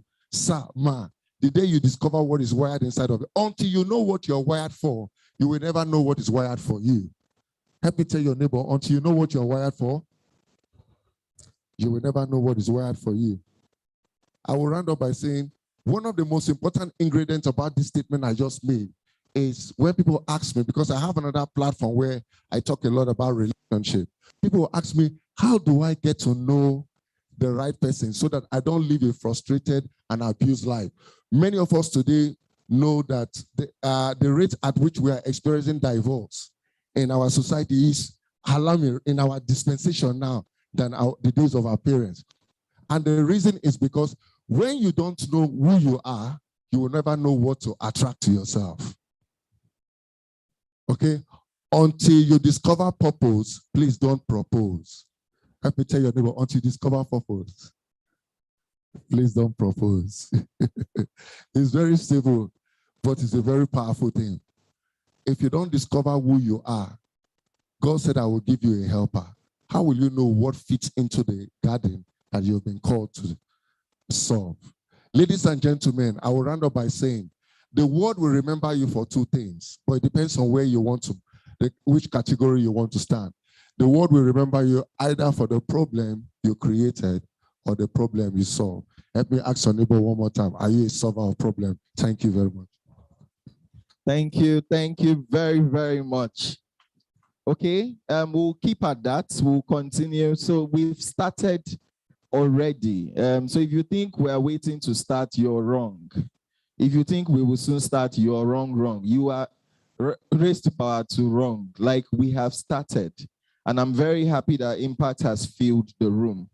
And now we have something on the agenda, which we will take going forward. As you know, the theme of this year's conference is Transformational Leadership, an antidote for Nigeria's leadership quagmire. So we have something that we call the debate. The debate. We want to debate. Are we in a quagmire? Are we indeed in a quagmire? Do we need transformational leadership? Or is transformational leadership already here? Are we going to get to the destination, or this is our location? will change come or change is here already? I know those in power, their theme for getting into power was change. In 2022, 2023, we will start talking about change the change. Then in 2023, we will say change indeed.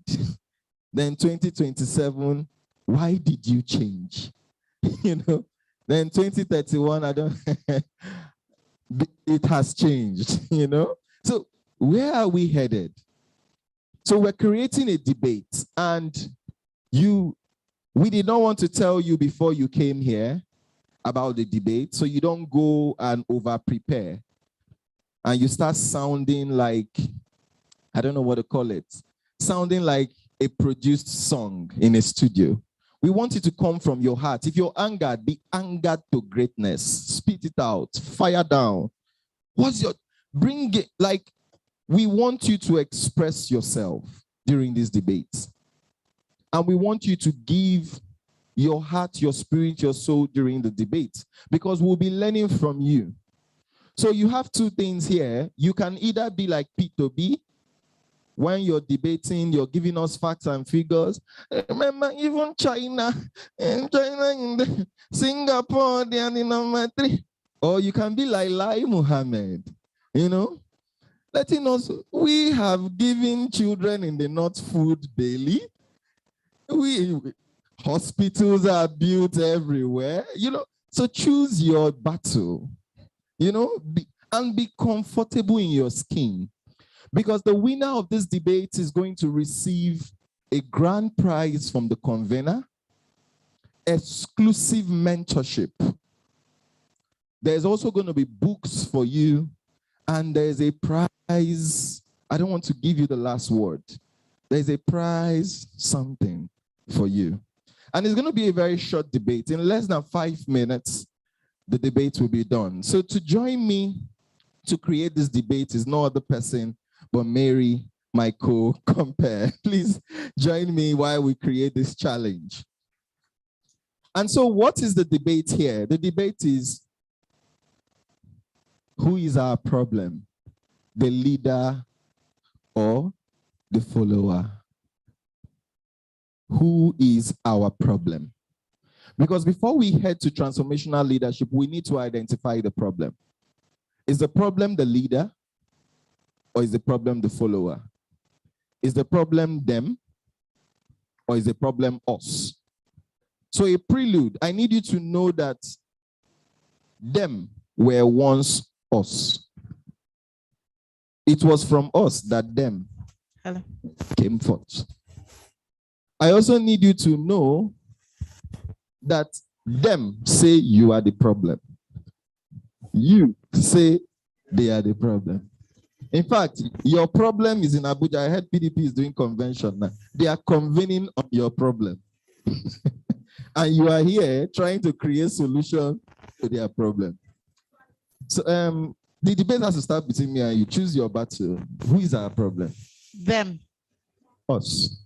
Them. Us. Them. Okay. So we need debaters, just one. We need one person, leader or follower. Followers are our problem. You are in the spirit. My brother, come, let's join hands. Take a seat as a king that you are. A round of applause for him. I'm supposed to choose my guy. Am I supposed to choose. And I think you should have gender balance. I can see a lady. No, hold on. I'm going to choose my guy, my person. Choose your person. Please, if you're for my me, brother, please, can you stand? A seat here, please. Them. It's a problem. I just want to see all my guys. I want to see. Okay, I think I need to choose one person. Who's the cutest amongst them? Is that a criteria? Ask for the banquet. The beauty of men is not in the face. I've repented. I don't want money again. Okay. Okay. Can somebody choose one of these men for me? Huh? You know, in the olden days, if it were in the Fulani days, they'll have to flog somebody for the person to be your groom. Okay, so who should I? Oh my gosh. Is it because I'm a lady? Is it because I'm a fine girl? You didn't have a lot of people. Who should I choose? So can I choose you? You and I we're going to keep fighting. Okay. All right.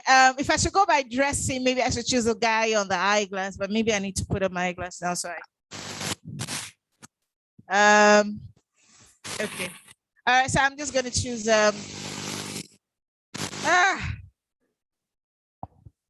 first person to get here. That will be rowdy, and that's a cheat. Someone is in front. Have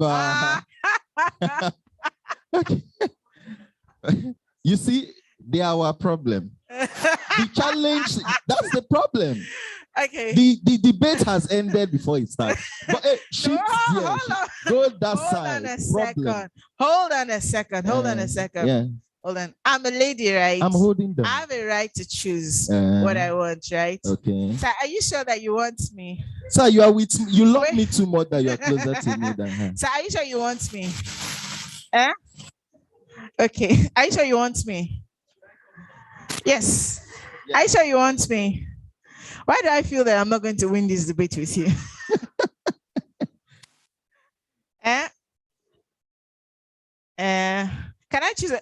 Can we choose two persons? No.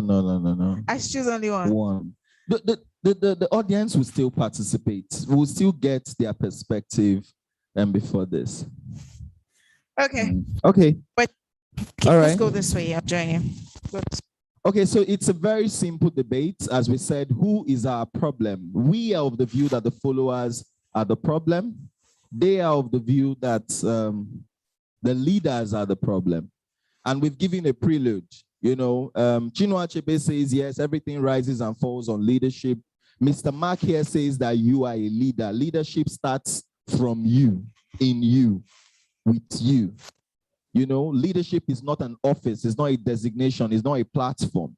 You're a baby first before you become a man. You're a compendium of your environment, your education, your experiences. So leadership only exposes that which is already within. Pick me could say what? It's in you. Leadership simply gives you the platform to do the needful. And that's why we're saying that the followers are the problem. And if we solve this issue from a follower's perspective, NSAS showed us when followers rose up, change occurred.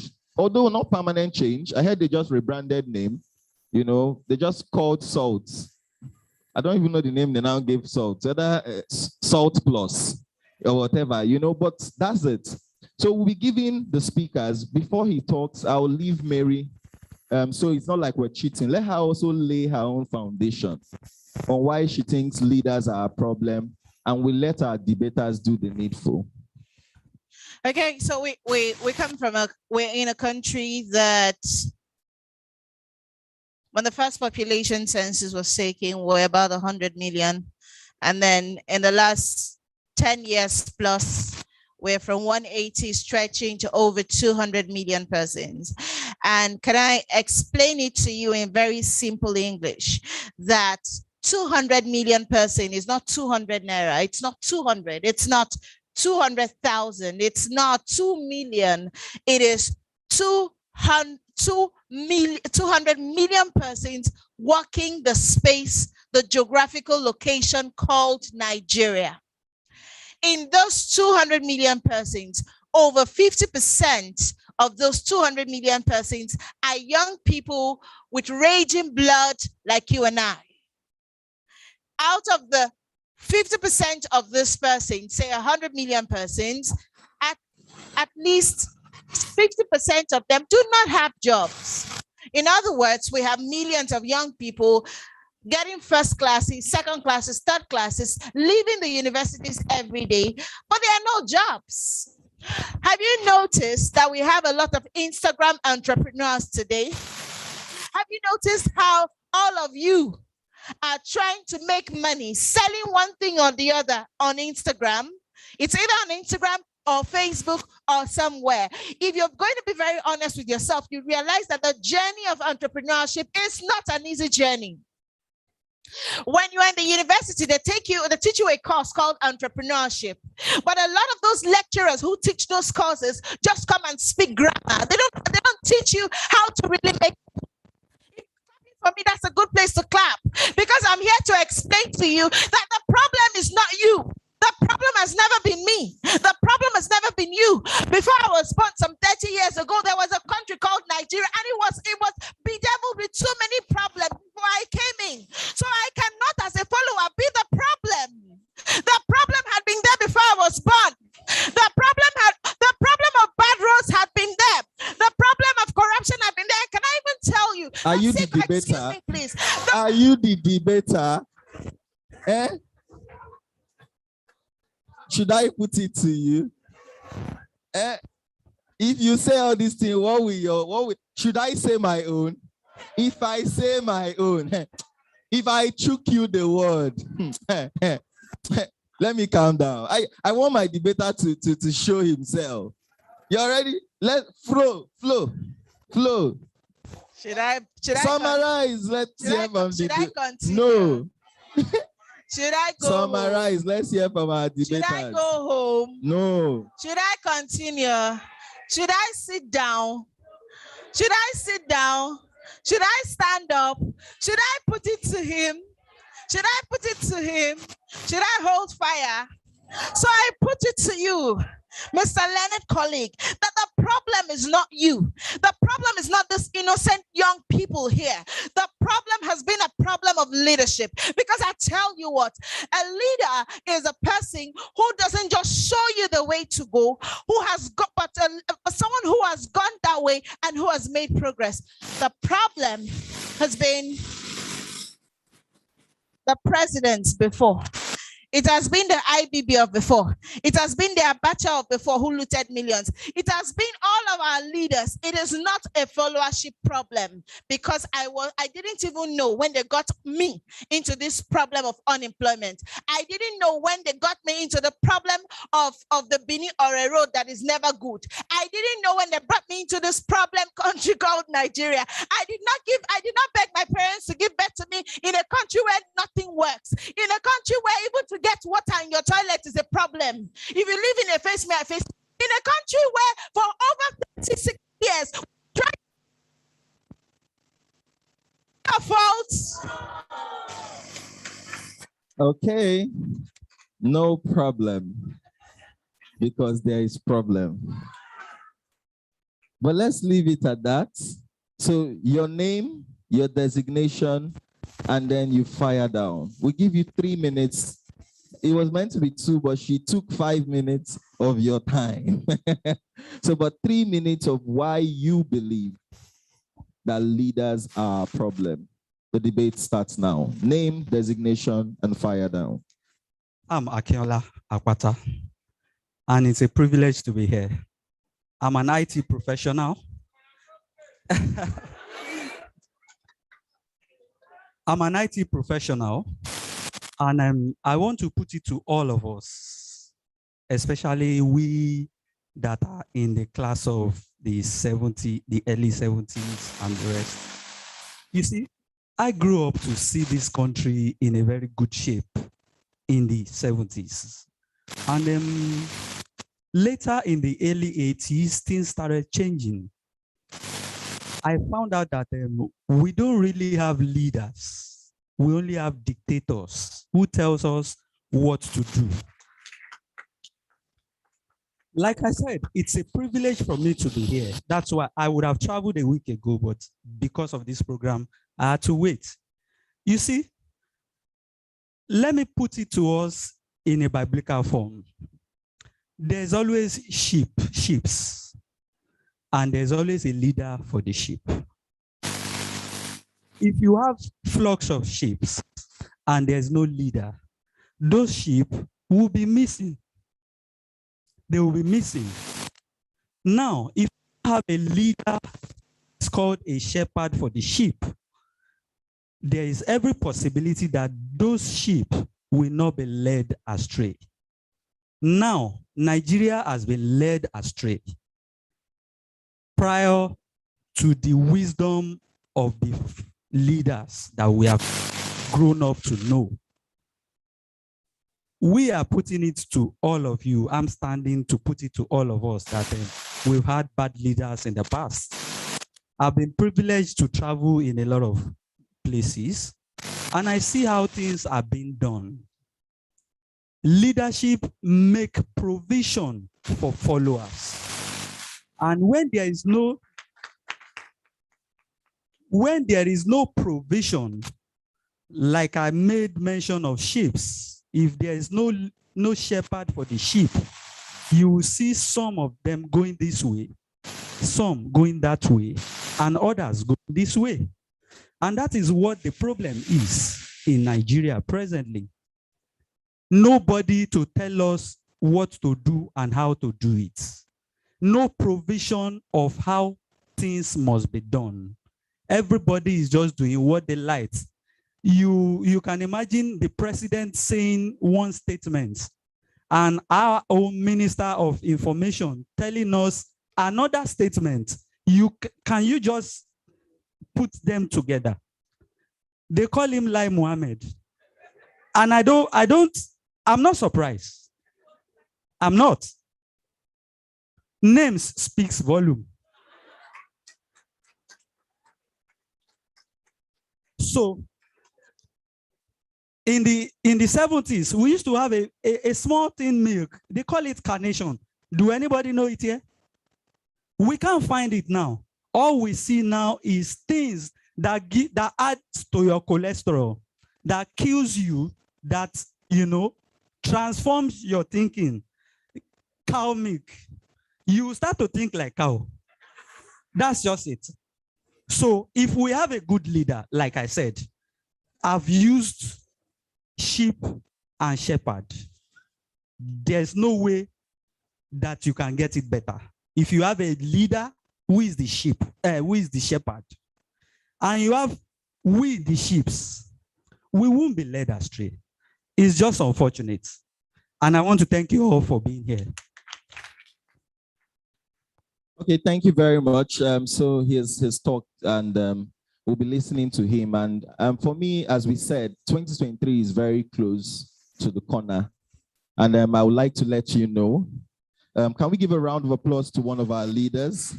Yes, and I know he'll be very, very happy to be in the midst of what we're doing. Now, I need to introduce this man properly. He's not just a name, he's an ideology.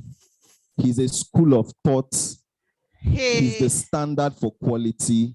He is leadership personified. He is leadership personified. See, the truth is, I knew this man as a boy, and today I am a semi-man, and he's still a superman. Can we give him a round of applause?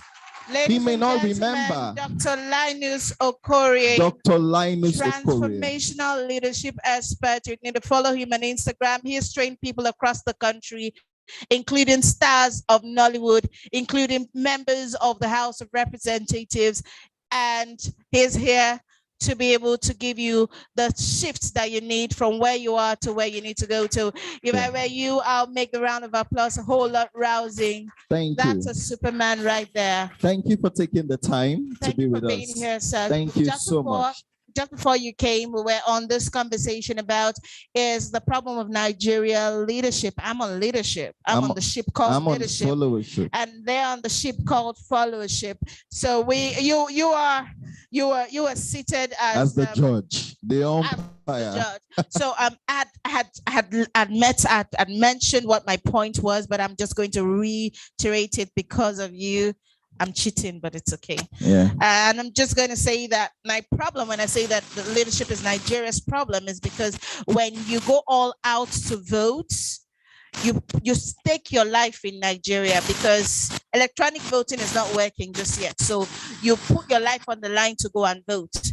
And that's because you believe in a country called Nigeria to work. And so when you vote, you trust people who have a brain behind their heads to be able to make decisions for you. True or false? True or false? If you make me the governor of Lagos by 2023, sounds so good. It's because you trust me to make decisions for you, right? So if the people that we've put in power have over the years not thought that they could get education right. We have 13.5 out of school children currently in the country, and it's even growing. We have unemployment rate at over 50% of young people unemployed. We have, and this is for a country of 200 million persons. So leadership is a problem. We're in a country where just some weeks ago, we tried to hold the NSAS memorial, and our Minister for Information was telling us that nobody was killed. That's the kind of country we're in. We're in a country where there are lies and lies and lies, and there seems to be no vision. Okay, so leadership is a problem. Electricity has not been working since you were 5 or since you were 1, and it's still not working. Water supply, still not working. Our roads are bad, still been a problem right from primary. So leadership is a problem. Okay, so we have just one person on the followership point, and let's hear what you have to say. We have to hear from him, and she's already given her background. And for me, my own background really is leadership doesn't just come from the moon.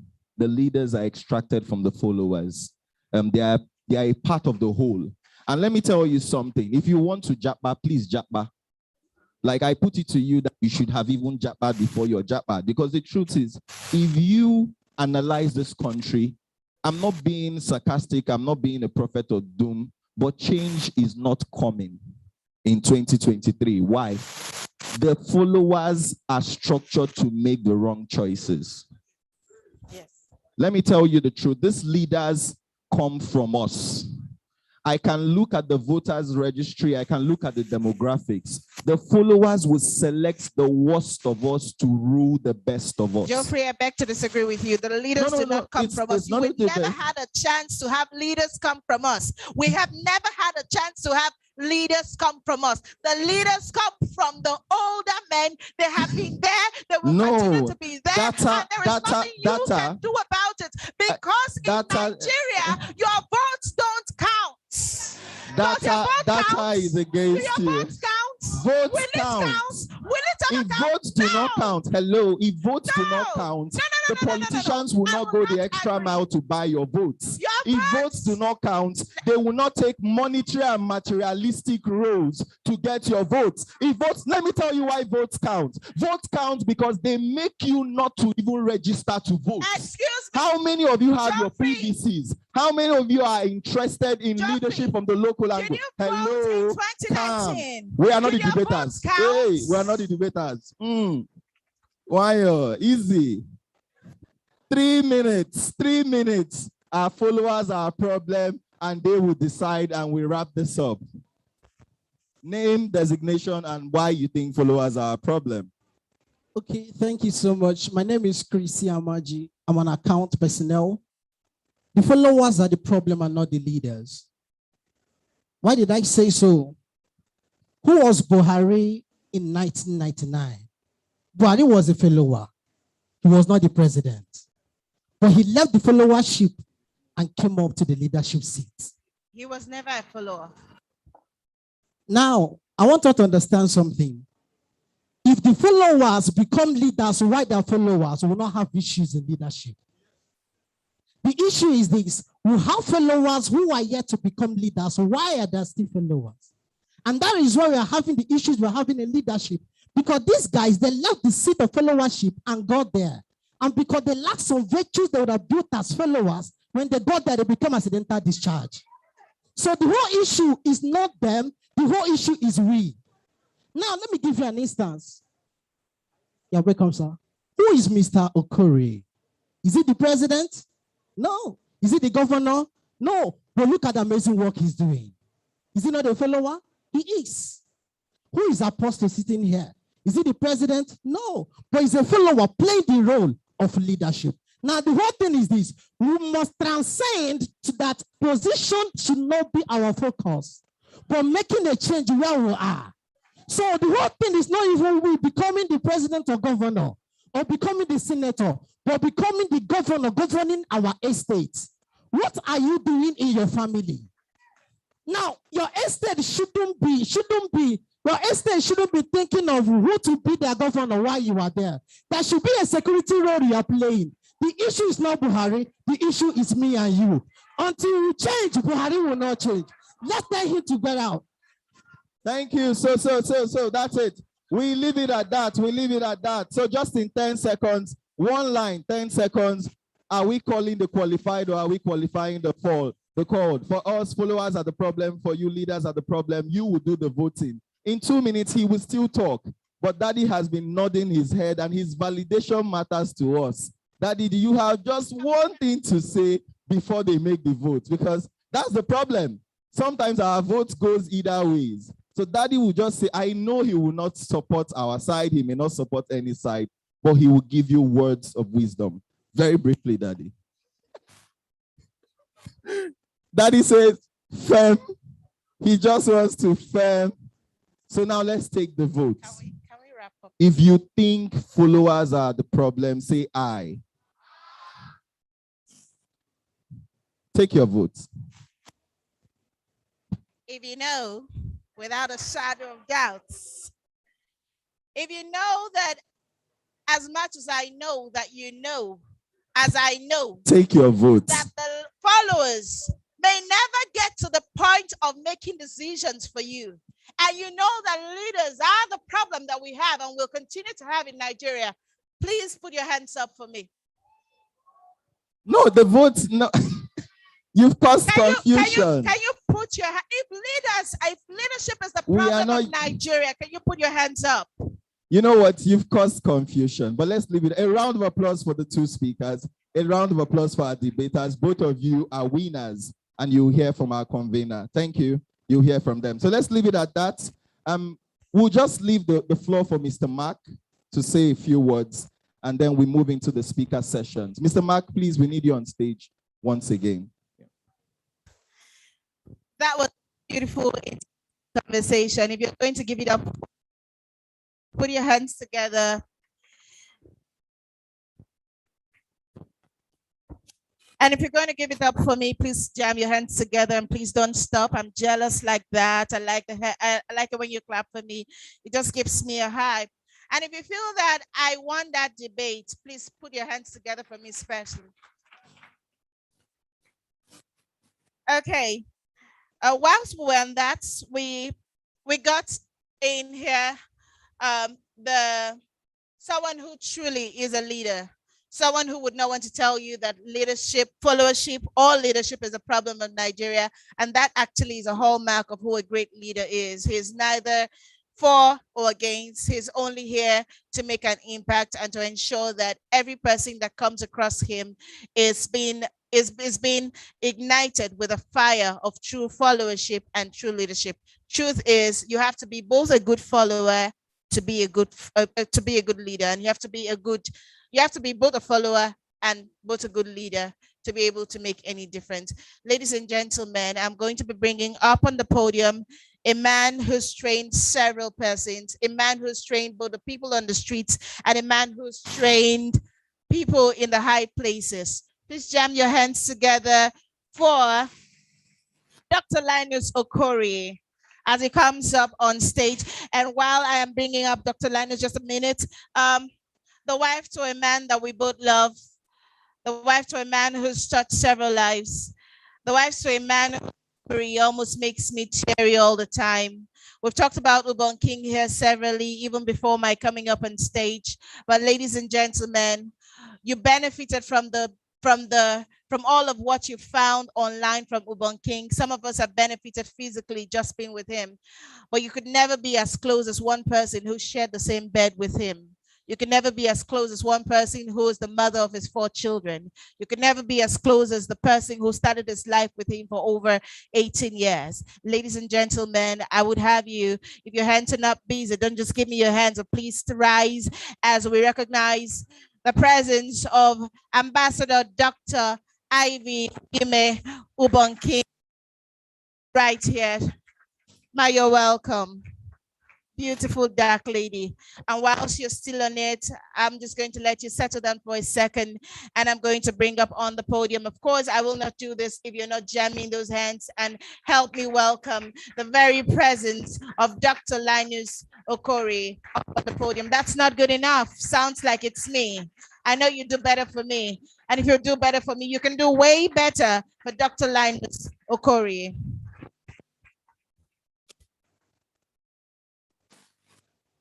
Good afternoon. Is there anybody in this hall today that would like to make a difference? Can I hear you say aye? And just look at your neighbor, say, do you know who I am? If you know who I am this afternoon, you'll buy me lunch.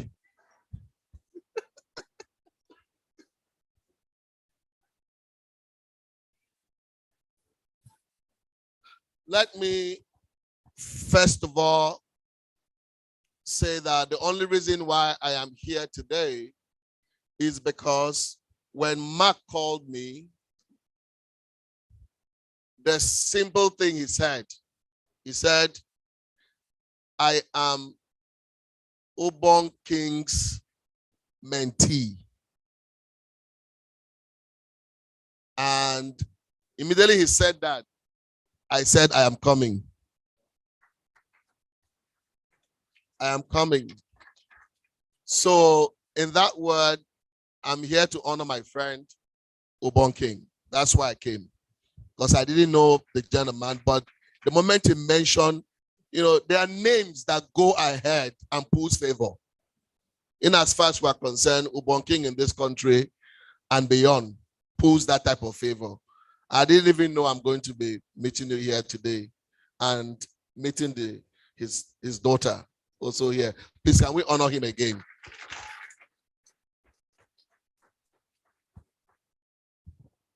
Such a passionate human being. So today, I have come to this event with a very passionate young lady. I'm sure you know, a great mentee of mine and somebody who is very powerful with the work she does, Gushi Toby. Please, Gushi Toby. So I met the conversation going on. It was a conversation between leadership and what? And followership. By the time I'm done today, I am certain that each and every one of you will actually know what the issues are. By the time I'm done today. So let me honor all the other speakers who are going to be speaking here today, all of the very powerful people gathered here, and thank Mark for inviting me to be part of this very beautiful event. I can't remember the last time I was at this hall. I used to work as a special assistant to a man we all call Professor Pat Utomi at the Lagos Business School. And this was his favorite hall. Almost all the events he pulled in this town was in this hall. And so I'm glad to revisit this place after many years. So let's get rolling. Who is ready to roll? Who is ready to roll? Do you know that 60% of those who walk in the surface of this earth, more than the 6 billion people on the planet Earth, 60% of the people are not optimized. 60%. 60% of the people are the kinds of people that one of the speakers here talked about, said followers. There are two types of followers. One type of follower is the follower who continues to remain unoptimized. No value to the table. This level of follower does not grow. No growth, no value, nothing. This type of followers we're talking about, they come to the surface of the earth, just bringing no value to the table. Remember, they might even occupy public positions, right? The type of people I'm talking about might even own businesses. They might even be people that you look up to in that sense, but they are not optimized. They bring no value to the table. 60% of the people that work, which means some of your friends, 60% of them they belong to the 60% of them. They bring no value to the table, 60%. They are not optimized. Think about it. Which means somebody is existing on the planet Earth, and when they call for value on the table, the person has no value, no contribution to the table. 60%, they walk the streets, they're in our boardrooms. 60% of the people, they are holding political offices. 60% of them, they bring no value to the marketplace, no value to the table. About 35% of the people I'm talking to you about are those who are partially optimized. Partially optimized, which means sometimes they generate value, but their values are not consistent and substantive. But they shine like value, and some of them, they bring what we call perceived value. How many of you have ever heard about the word packaging before? Packaging. Packaging. Many of them, of this set of people, they are in the realm of packaging in a consistent note. Packaging sometimes is when you are on the growth path, right? You try to behave as if you have what? Arrived, so that you can look better and then people can receive you better in terms of value in the marketplace, but it is not value. Does that make sense? That's why if you come to Abuja to do business in Abuja and you meet somebody who says, I am the PA to the senator, but it gives you perceived value. So the moment he says, I'm PA to the senator, what do you think? In your mind, you have actually met the senator. You call your friends, met. Guess who I met?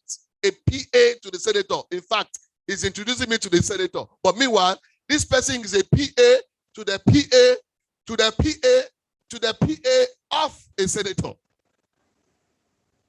But you have gone home excited that you are meeting your gold mine. So, but when it hits on you that this gentleman has no value to bring to you because he doesn't have the senator's audience at all. Why? Because he's a PA to the PA to the PA, or he forced himself to be a PA to a PA, and one of those carrying bags to the PA to the PA to the PA of the senator. But the package, it might be a borrowed car. It might be some nice suit, but it's called all what? Packaging. That's why most times those are not sustainable. Because you can't package for too long. Right? So what it means is that 35% of the people we're talking to you about, they exist in the realm of perceived value, but they don't bring sustainable value over time. Only 5%, unfortunately, of the people that really matter in this world, 5% of these people, these are those who bring real value, which means you want to ask yourself, where am I in this whole quadrant? Where am I now? Where do I belong? Are you thinking about that now? It's what I'm saying, causing anybody to think about, where do I belong? So if only 5% of the people bring value, what it means is that those 5% of the people, they are the leaders we're talking about. The 5% of the people, whether they occupy positions or not, what they do is that they are consistent with value creation. And the value creation that they bring in the marketplace generate wealth for them. Does that make sense? So these are the people we're talking about. 5% of the people, they are the ones who are leaders. And guess what? A great mentor of mine, his name is Professor John Adair, over 80-something years old. He said the greatest need for Nigeria is to groom good leaders and leaders for good. Which is to tell you that 5% of the people, whether they occupy public positions or not, they are the ones you can term to be leaders currently in the entire African continent. 5%. Is that a pass mark for Africa? Is that a pass mark for Africa?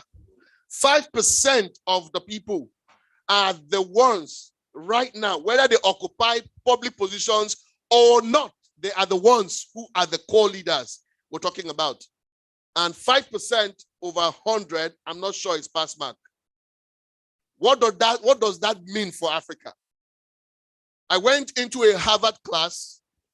As I walked into that class, it was a gathering of top-notch leaders from all over the world. They had come from all over the world to discuss the future of leadership in the world, the trend of leadership development. Where was leadership development going in this century? That was the thoughts. That was what they were to do in that meeting. As I walked into that meeting, I scanned the room. There were about 62 people in that room at the Harvard class, the Act and Practice of Leadership. 62. And I began to take the data. I realized that about 11 came from Australia. 11 came from Australia. I realized that about a couple of them came from Canada. Some came from different parts of the world, including Brazil, Argentina. But in the whole of Africa, there were only 2 people. One from Morocco, one from Nigeria, a continent that is so in great need of leadership. 2. But if you take a step to another school, this is Kennedy School of Government, to another school, which is the business school, the Harvard Business School, almost every 10 person you meet is a Nigerian. Do you understand what I mean? Almost what? So what is the implication of that for you? What does that mean?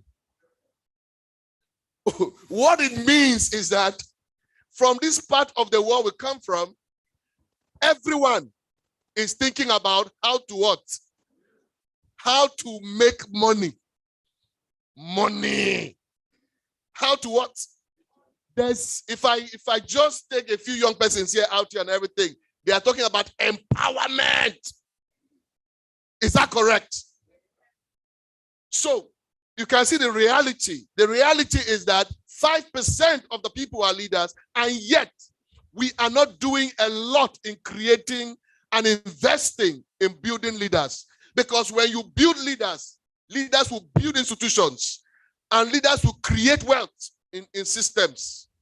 Those 5% who are optimized can cause transformation happen within systems. 5% of those people are the ones that are existing. Meanwhile, America as a government spends more than $180 billion every year for leadership development. Every year. As a figure. No wonder Americans looked out for me in 2013. I was among the 27 people America got to come to America through IVLP. Because every year America goes out since 1932. They go out into other countries of the world. They look for leaders who have capacity to transform their systems in the future, and they seek them out and bring them to America with American money to invest in their head. In 2013, I had insurance on my head once I came into America, no application. They are in countries searching for people who have capacity to be president or add value in the future. Today, that program has produced 300 presidents. Tony Blair is a part of that team. And I made it in the list. 4 of us from Africa. I made it in that list. And we spent 1 month understudying the leadership competencies that has helped America to be what America is today. Nations don't just become great. Nations don't wish for greatness. Individuals don't wish to be great.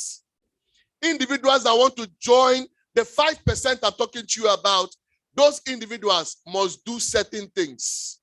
And that is exactly what I have come here today, to share with you what you must do in order to join that 5% and swell up the number to 40%. If we have 40% leadership capital in this country, Nigeria will be on the path of prosperity. Who is ready to join the 5%? Who is ready to move the figures? Who is ready? I want to hear you say, I'm ready. But it's not cheap. It's not cheap. To join that 5%, you must necessarily join what I call the refinery, the optimization refinery. You must join the what? Optimization refinery. What does it mean to join the optimization refinery? What it means is that as I'm talking to you right now, the world is a global village. How many of you agree with me? I think I just have to stroll. If this thing really. So the world is a global village. What it means is that distance is dead. Our competition is no longer local. Our competition is what? International. What it means is that whatever you want to become seated in this hall, you have to compete with the very best in India, the very best in Singapore. Your competition is not local. Because right here, you're fighting about ego, small things. You know, presidents should go to north, south, you know, southwest, you know, all manner of stuff. That's what you are bothered about. Meanwhile, countries of the world that are making progress are thinking 50 years already ahead. And they are already investing for 50 years. That's why somebody in Dubai is thinking about artificial intelligence already. Right? Whereby in the future, what you're going to see is going to have robots play God. In Saudi Arabia, the other day, saw it. You have robots. As I'm here right now, but I'll just order my 3-4 robots. And then they follow me to this place. Move. Right. The leader is coming. Step aside. Pay for it, you pay for it. So what does that mean for us? What it means is that people are thinking about putting buildings.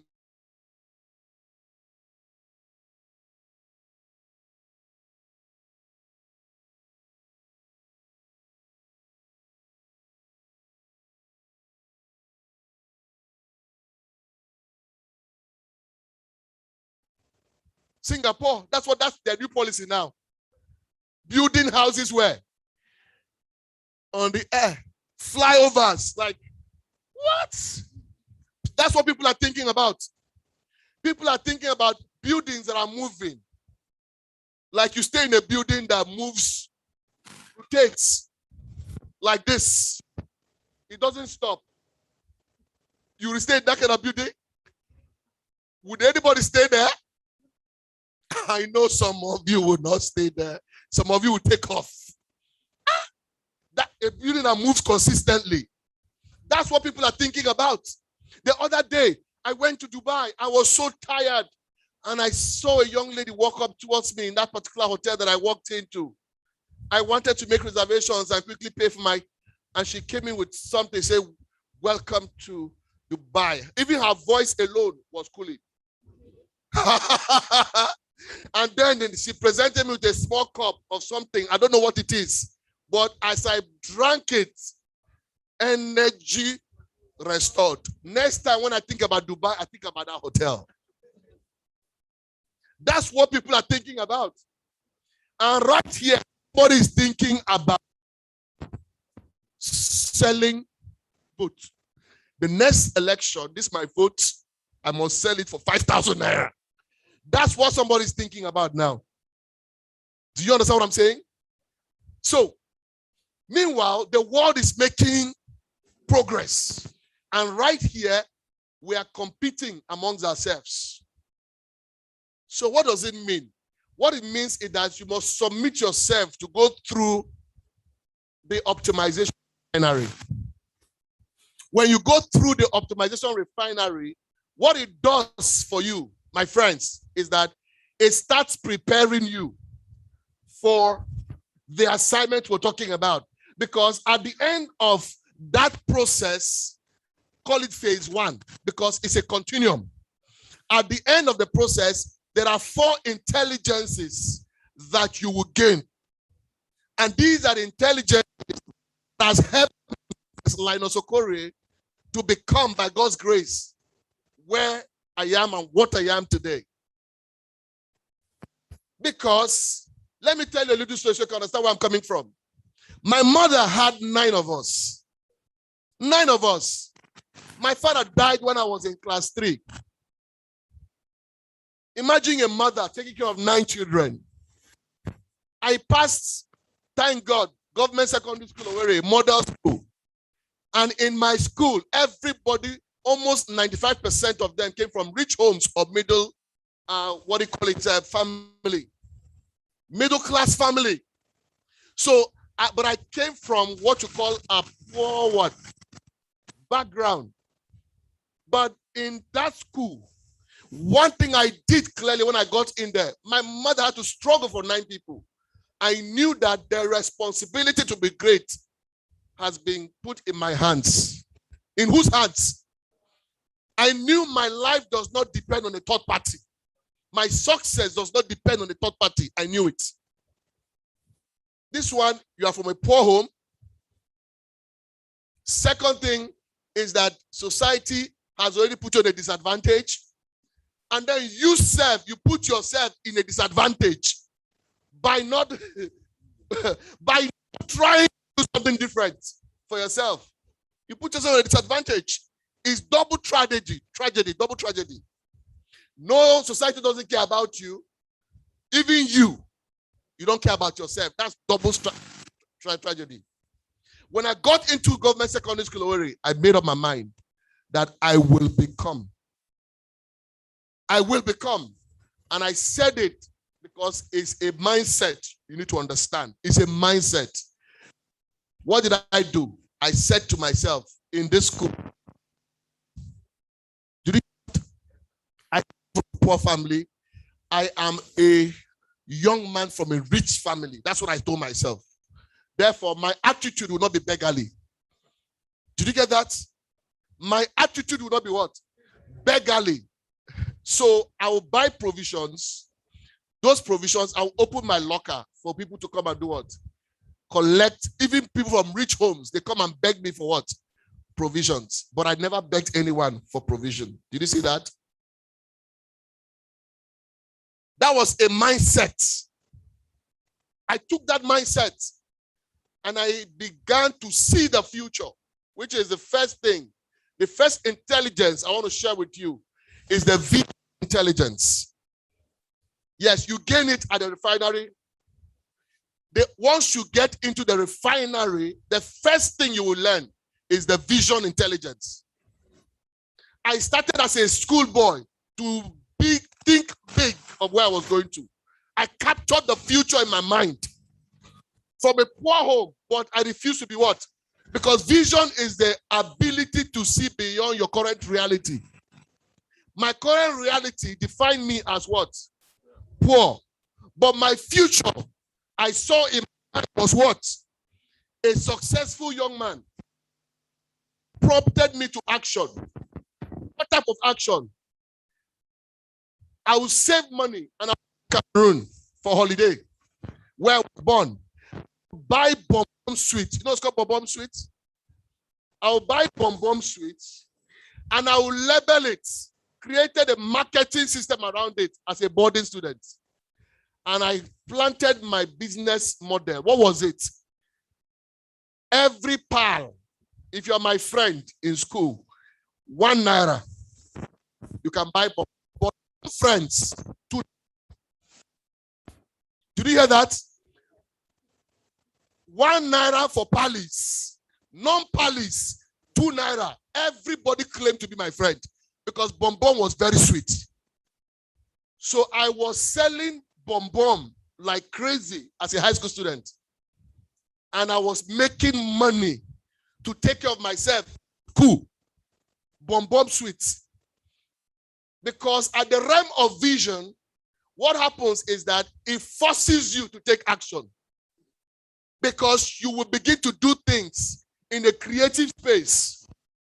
I went to Cameroon and I did send forth for myself. Send forth. You know what's called send forth?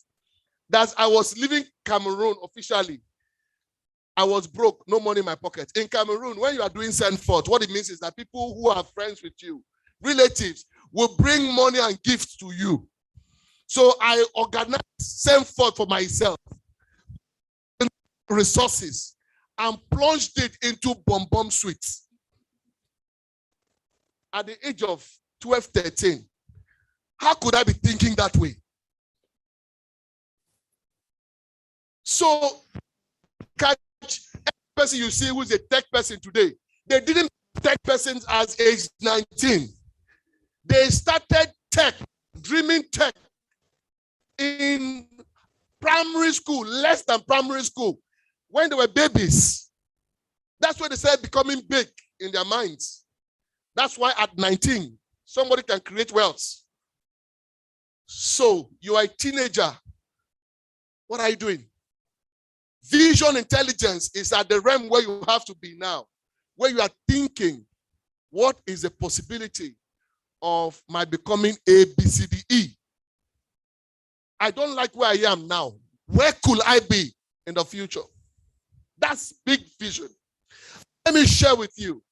In 2019, I developed a vision to run for governor in Imo State, which means I ran for governor in Imo State. 2013. I was ready. I came with a bang. I wanted to win. I came prepared. I've had vision of what I could do as governor and transform that place. I was tired of talking from outside. I was already doing a lot of leadership conferences. By the way, this is my 27 years of doing leadership development, 27. Because I started at age 19. Do you understand? Age 19, that's when I started. And by the time I went there, I wanted to model leadership. What did I do? I went and mobilized my friends who believed in me. And I went to run. Seriously. I went for them to take me seriously. And I went with a lot of vehicles. You know what I did? I did put a lot of vehicles in the system, painted them into my color. When you saw my convoy, about 30 of them, you will know this guy is serious. Does that make sense? I was ready. I wanted to do what they could do. What the PDP candidate did. I had my bulletproof, everything you could imagine. I was ready. But when I went into the field, something happened to me. When I went to the field, what happened to me? Something happened to me. Then young men like you look at them. I know some of their faces. See, look at them. They will come a delegation, and they come and see His Excellency. They say, Your Excellency, while we're deliberating in our meeting, we have checked out all the candidates, and we have found out that you are the most qualified candidate. Therefore, we have come to endorse you as our candidates. In fact, we are leading over 10,000 young people in this cause. So my heart is sweet that I have gotten 10,000 votes. So I'm like, hello. Yes, thank you very much. I appreciate you for all of you coming in to support me. Together, we're going to make big things happen. When I was done, oh yeah, go now. Oh yeah, move, go. They were waiting for Palakpala. They were waiting for what? They were waiting. They were waiting for Palakpala. So I said, so one day, after receiving so many, one day, one very serious group, I thought they were the best though. I thought these ones were the best though. I said I wish them well. So I thought they should go. The next thing, I saw one, the leader of delegation, granting an interview to Punch newspaper. He said, well, we have come in here. The search for our next governor continues. Continues. I was just passing. I heard continues. I said, my friend, come here, come here. I thought you said you have endorsed me. So to them, it's a business. And yet, the same people will come and complain that the country is hard on them. You had somebody ready, prepared to rescue you. When you're supposed to bring your strength and partner with him to make it happen, you are asking him for. So I've worked all my life. I come and take the money that I've worked all my life and give to you. My friend, something is wrong with you. I will never do it. So I told them I would never do it. But you know what? There were some young people I trained. Those young people made me to win my primaries. I didn't spend a couple. I beat up the governor's candidates who they brought in to dismiss me in my own party. They didn't want me to do the general election. I beat him. I got 755 votes in the primaries. The other guy got 9 and 15. No cover was given them, which means there's a division now. There are young people who are following and are leaders, making us proud. There are other set of young people who belong to the 60% I talked about. We need to depopulate that group if we must make change in this country. Because one leader, one with vision, with capacity that you throw up there can change the face of a nation. One. The fastest way to transforming any country is to push people who are prepared to lead, who are visionary, people who have capacity, who are optimized. That's where I came out of the election. My mind was disappointed. What did I say? I lost money. I lost so many. I saw many backstabbing everywhere. I came out. I was supposed to be depressed. Is that correct? But instead of depression, I set another vision for myself. And the vision was to go overseas and spend time with, you heard about John Maxwell? My vision was to go to London, 17,500 pounds to be paid, to have 5 days with John Maxwell in London. Number one, you know Brand Tracy? My vision was to go to California, San Diego, $10,000 to spend time with who? Brand Tracy. I had 4 of those guys I wanted to spend time with. I've lost election. I was broke. But my vision saw possibilities. You know what I'm saying? Young people must understand what to replace troubled mind with. Is vision. Vision is troubled. Replace it with vision. Something that can drive you. Can I shock you? 2019, after the election, by November, I had finished all the courses I talked about. I'd met John Maxwell. I'd met Brand Tracy. I've done all the courses overseas. Yes. And I came back, as I was coming back to Nigeria, my mind set up a vision in London and to set up the most comprehensive leadership center in the country. As I'm talking to you right now, in 6 months, that center was delivered in Abuja. Right now, you don't have to go overseas because we have a center in Nigeria that can train with local content. Do you understand what I'm saying? Because when vision happens to you, it stretches you. It begins to help you identify partners. Partners. There's somebody who has your money. There's somebody who has an idea. There's somebody who you need to connect with. Vision will help you stretch. And when you are stretching, you are in the place of creativity. You are in the place of innovation, thinking, writing, planning. And at the end of the day, what vision does to you, it disciplines you to recruit your associations. That was what happened. And as I'm talking to you right now, when you have this vision intelligence, it puts you ahead of your peers. And nothing will limit you. Obstacles is not a limitation. Because vision will make you to be patient and go through what you call process. That's what vision does to you. How many of you in this hall, you are a visionary? Can I see your hand? Imagine a country where those who occupy public positions are all visionaries. What? In the Dubai, the leaders created a seaport in a desert. What are you talking about? So the greatest strength is your human capital. You have not used 10% of your mind. Vision will throw you back in the learning system. Lock up yourself. If you are broke, lock yourself up in a room and spend 2 weeks studying about an idea. You come out, you blow hot. You attract resources, trust me. Your business idea is not yet attracting resources because you have not developed vision intelligence that will make you sit on an idea for weeks, non-stop, until that idea brings life.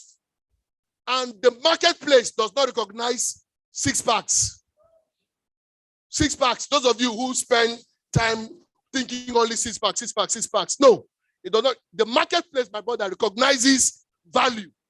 6 packs is not part of the value unless you want to be a star in the training, physical training, fitness industry. Does that make sense? But outside of that, that's not the thing. Value. When you are broke, think for some time and an idea will come up. And the idea is what will be a product or what? A service. And when you trade it in the marketplace, it exchanges for finance. Does that make sense? And you stay at it, not that in 5 years you have done 20 businesses. 7 years, I've done only one thing. What is that? Leadership. So if I wake up, sleep now, I open my mouth, leadership will come out. Does that make sense? So vision intelligence, that's the first thing first. Write that down. Vision intelligence. Number 2, intelligence is called values intelligence. Values intelligence. So you have got it, number 1, right? Number 2 is what? How many of you here in this hall, you have what you call your core values? You have your core values? What are your core values?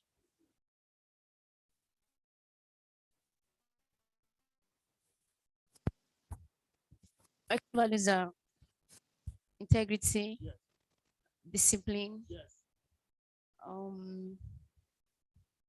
So,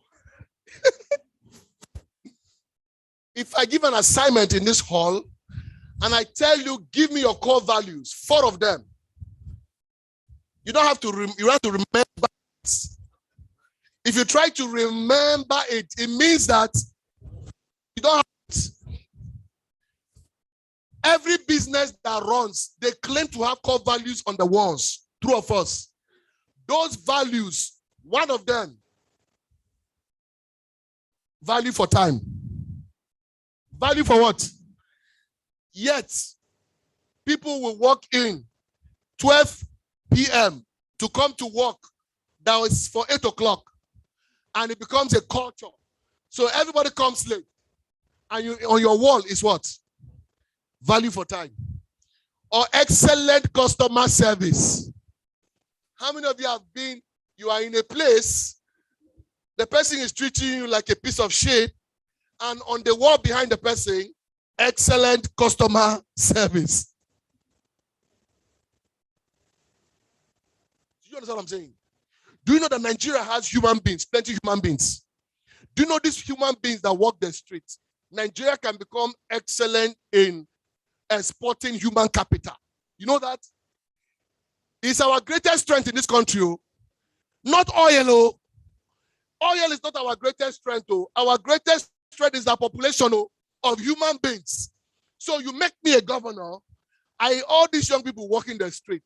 I said, my men, go and pick them, wherever they are. Bring them in, bring them in. We lock them into the talent discovery place, right? Where we sit them down with the counselors and great thinkers. Well, you will discover your talent by force.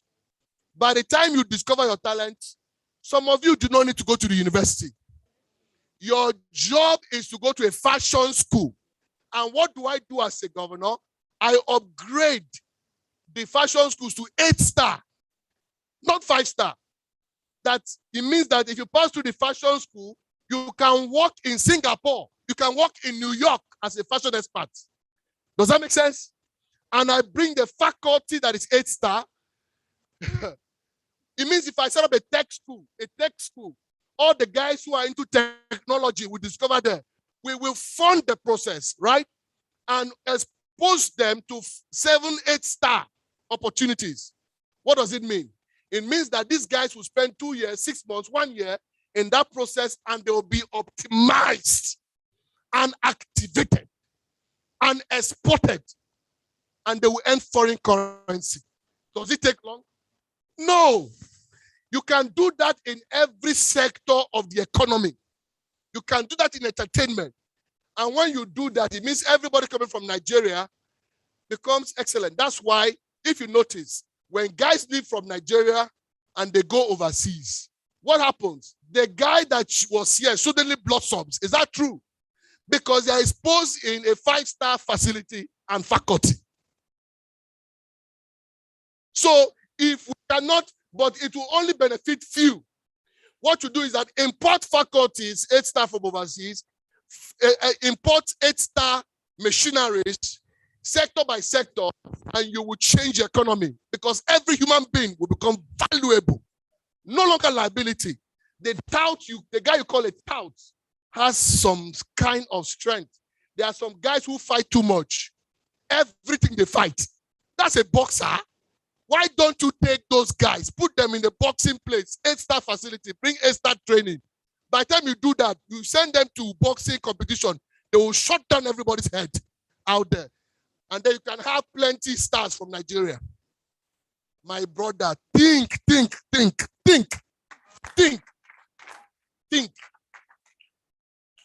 Those are values. So what are your values? My values is human capital development. My value is what? So when I see a human being pass me like this, you know what I see? Somebody saying that guy is an idiot. You see that guy? That guy is an idiot. When I see that guy, I don't see an idiot. I see a leader that is emerging. So sometimes some people come to me, nobody's. But by the time I invest in them, I'm seeing some talents they are discovering. It's because, so when we go the lazy man way, you rather want to go for finished product. Finished product. You don't want to invest. That's a problem. So what's your value set? One of your value set must be personal development. Did you hear that? Personal development. You can stretch yourself for impact. That's what it means. Stretch. And then values. Values. So value, critical values. Number 3, intelligence that you must own. Number 3 is called emotional what? How many of you have heard about the word emotional intelligence? The founder of Transcorp Hilton, the original founder of the Hilton Group, you know what he said? He said, I can pay any amount of money to any individual who has the capacity to work with human beings. Don't you know that each and every one of us seated here, we are complicated beings? Is that true of us? Everybody in this hall, you are complicated. The most difficult steps of complex are human beings. Have you met difficult people before? Have you met difficult people before? Some of you, sometimes you might have a difficult mom. Some of you might have a difficult uncle. But there's somebody in your space that is really difficult. You want to be nice to the person, but your niceness is not working. How many of you? What about dealing with familiar people? People who know you too much. People who have seen you finish.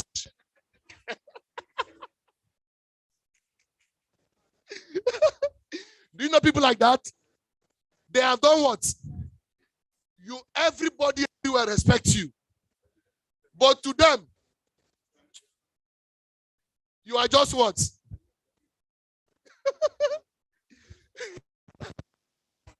Man, how can you be you just do like this? Hello, and then it comes to his turn.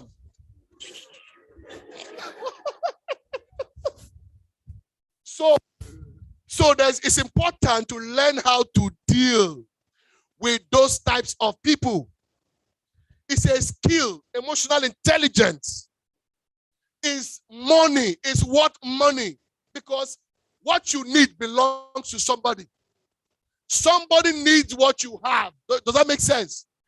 Somebody has the money that if you can connect to that person and you inspire that person can put the money in your business.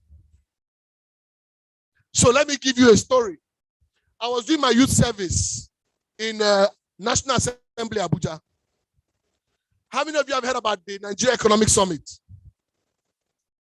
Nigeria Economic Summit. They had announced the summit in Abuja, Transcorp Hilton. That's where it was holding. The price to attend was 120,000.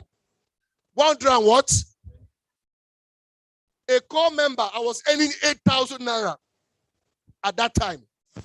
So when I heard about the summit, I said I will attend.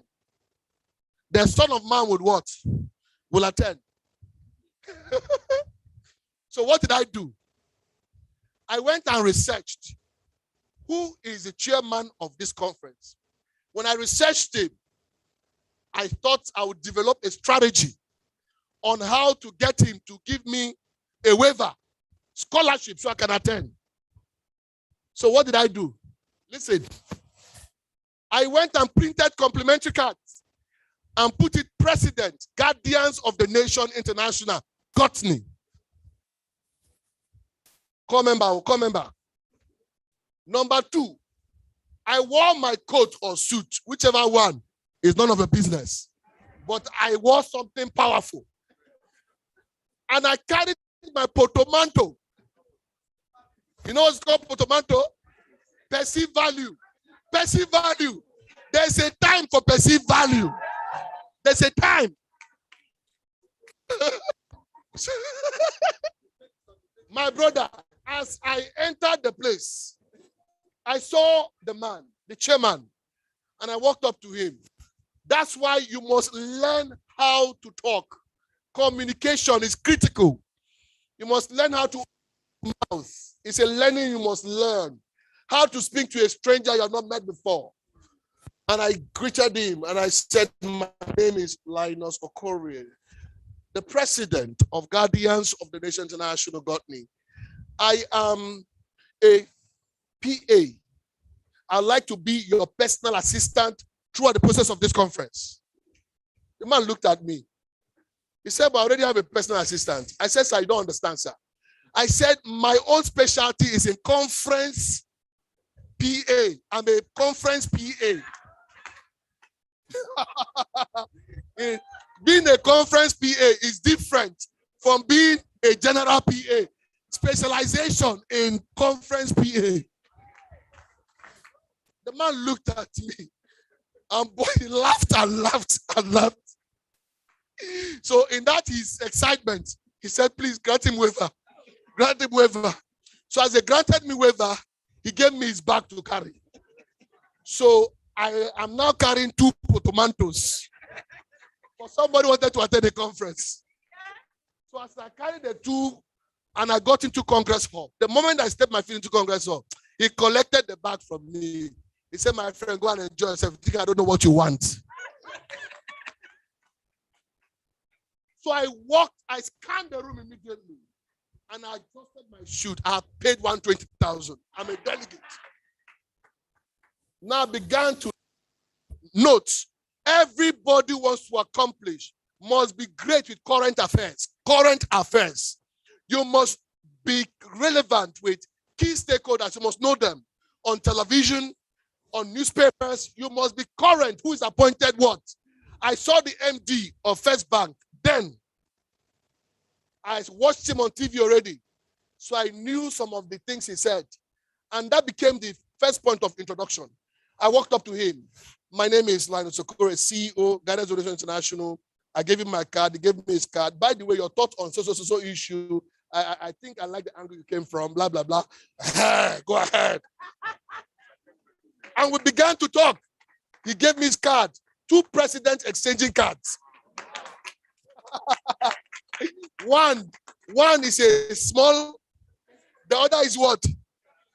It reminded me of United Nations. In United Nations, Togo is a member. America is a member.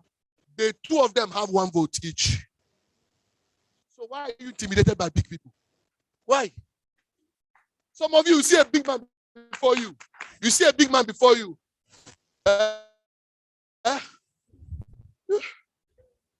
Good afternoon, sir.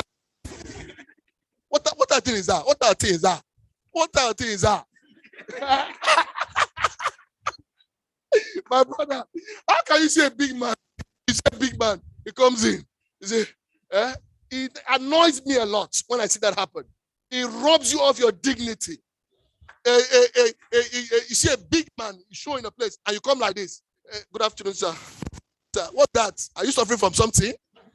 No. A hair bow, a little hair bow is enough. There are procedures to these things. And then they know that this is a person. Yeah, you know how to make the first connection with your eyes. Does that make sense? Bold connection, first eye contact, and a little nod. And then they open the space and you walk in. It's a process, my friend. You have to learn these things. These things can be researched and learned so that you can know how to begin to grow social skills that is needed for human capital. You're meeting someone for the first time, you start telling the person about your family history. What type of thing is that? How dare you do that? And then once you start sharing family history, you know what he does? The man in his heart, he says, this is liability. This is liability. Run. So next time you call, he doesn't pick. You have shared everything. Meanwhile, the social skill, if you meet somebody great, what do? Shut your mouth. Stop talking about yourself. Begin to ask questions. Sir, this, that. As you are asking questions, the man is what? Talking. The other day, I was in a plane. 1 hour trip from Owerri, from Lagos, Abuja to Owerri. And sitting by my side, 1D or so, was the man who owned a business entity in this country, a transport business. The man didn't go to school much, but built an entity. And I began to engage him. I began to ask him questions. It was when I knew that this man teaches overseas. Countries, American universities ask him to come and deliver lecture in their school.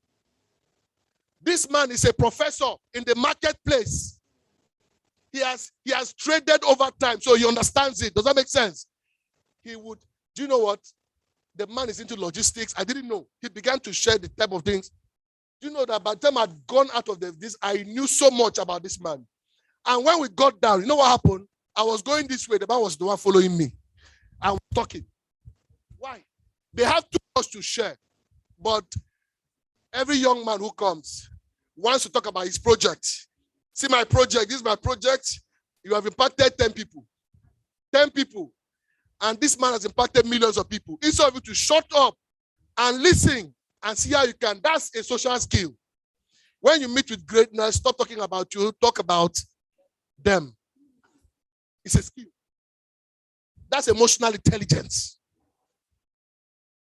Do you understand what I'm saying? So as I begin to wrap up my thoughts, emotional intelligence is empathy. What is empathy? See yourself in somebody's what? Shoe. By the time you understand that, you're already on your way, to the top. And finally, the fourth intelligence, which is my final one today, is executive what? Executive what? Executive what? Now, what you do, some of you are here, you can go straight to my Instagram handle, and follow _Linus Okore. And some of your questions, we're going to answer them there. But to have executive intelligence means that you have the capacity to bring quality people in your space without being intimidated by their excellence and intelligence. The greatest problem we have in Nigeria is that somebody is promoted, he finds people he's better than. When you find people you're better than and you make them your assistants and advisors, what happens to you? If you are 10% in excellence, the people you are better than are what? 5%. What it means is that your value is what? declines. But if you're smart, what is the smartness here? What do? You find the very best of minds and put them in your space. It is difficult to find those who are not intelligent in my space because I thrive in it. Do you know what I'm saying? Don't be insecure. Develop your space, your executive intelligence, and know when to answer to the superior argument. When your argument is wrong as a leader, accept the responsibility and say, I am wrong. I'm sorry. This other person's idea is the better one. That's executive intelligence. If you can develop these four intelligence, what happens, ladies and gentlemen, is that you become what? Optimized. When you become optimized, traffic comes to you. How many of you know that traffic goes to where there's optimization? Why is Lagos full of traffic? It's happening in Lagos. That's why a young man came from Lagos, from the village a few weeks ago, and comes into Lagos 6 years ago with a polythene bag. Through smart work, hard work, he makes it. He comes to the village with a car. 7 young people, 12 young people are going to Lagos as a result of that young man's success. That's what it means. So how many of you are ready to be optimized? Rise on your feet and repeat after me. Say, I. Mention your name. I choose to be a leader, to make the difference, to be the influencer, to be the thinker, to be the best of the best. This country will feel my impact. Henceforth, I will never sell my votes. Voting is a responsibility of the leader. Going forward, I'm optimized. Nigeria, here I come. Nigeria, here I come. I take my place as a leader and an influencer. So help me God. Ladies and gentlemen, I thank you very much. That is a good place to put your hands together for this man. That is a good place to please put your hands together. That's very poor. That's not good enough for me. And that's not good enough for him. Doctor, we are thankful. We are thankful. We cannot thank you enough. We cannot thank you. We cannot thank you enough. Emotional intelligence, value intelligence, executive intelligence, and above all, you need to sit down on a vision until it begins to pay you dollars. You know, I like dollars. Thank you so much, sir. While we started off this event, we had about 300 persons. Could you please look back? The hall is full, is it? The hall is full, is it? The hall is full, isn't it? I want to say welcome to all of you who are just coming. And most importantly, I also want to say welcome to and a big thank you to my colleagues from Plus TV, News Central, Arise, TVC, Captain TV, iBrand TV. Thank you so much for being here. You are the reason we're taking this message outside of this room. Thank you so much. And for you who's seated here, thank you so much for being here again. Thank you so much. This is about the time when if I have your permission, welcome a woman into the podium, up the podium. We had mentioned, even before I came up on the stage, the man who lived a life that impacted several people, a man who lived a life that was selfless, a man who, like she said, insisted that you cannot live in today's Nigeria with just one stream of income. He would use biblical terms, but to explain the fact that there needs to be 4 streams of income from the north, from the south, from the east, and from the west. His name, he was a man from Akwa Ibom State. He's a man who lived in the down part of Lekki Phase 2, Ajah precisely. He is a man who impacted your life and mine. And I said, no one can know a man greater than the woman who, for over 18 years, shared the same bed with him, had children for him, and did life together with him. Ladies and gentlemen, her name is Ambassador Mrs. Uyemi Ivy Ubon King. She is a woman of many parts. She's got diversities with several wealth of experience spanning several fields.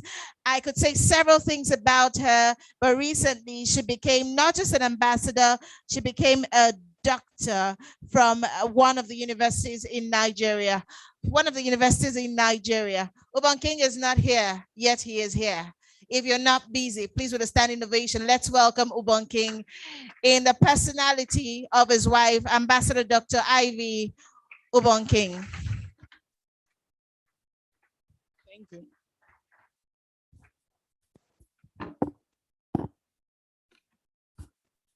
Good afternoon, everybody. If you're seated here, please give yourself a clap and celebrate yourself. Congratulations for being here.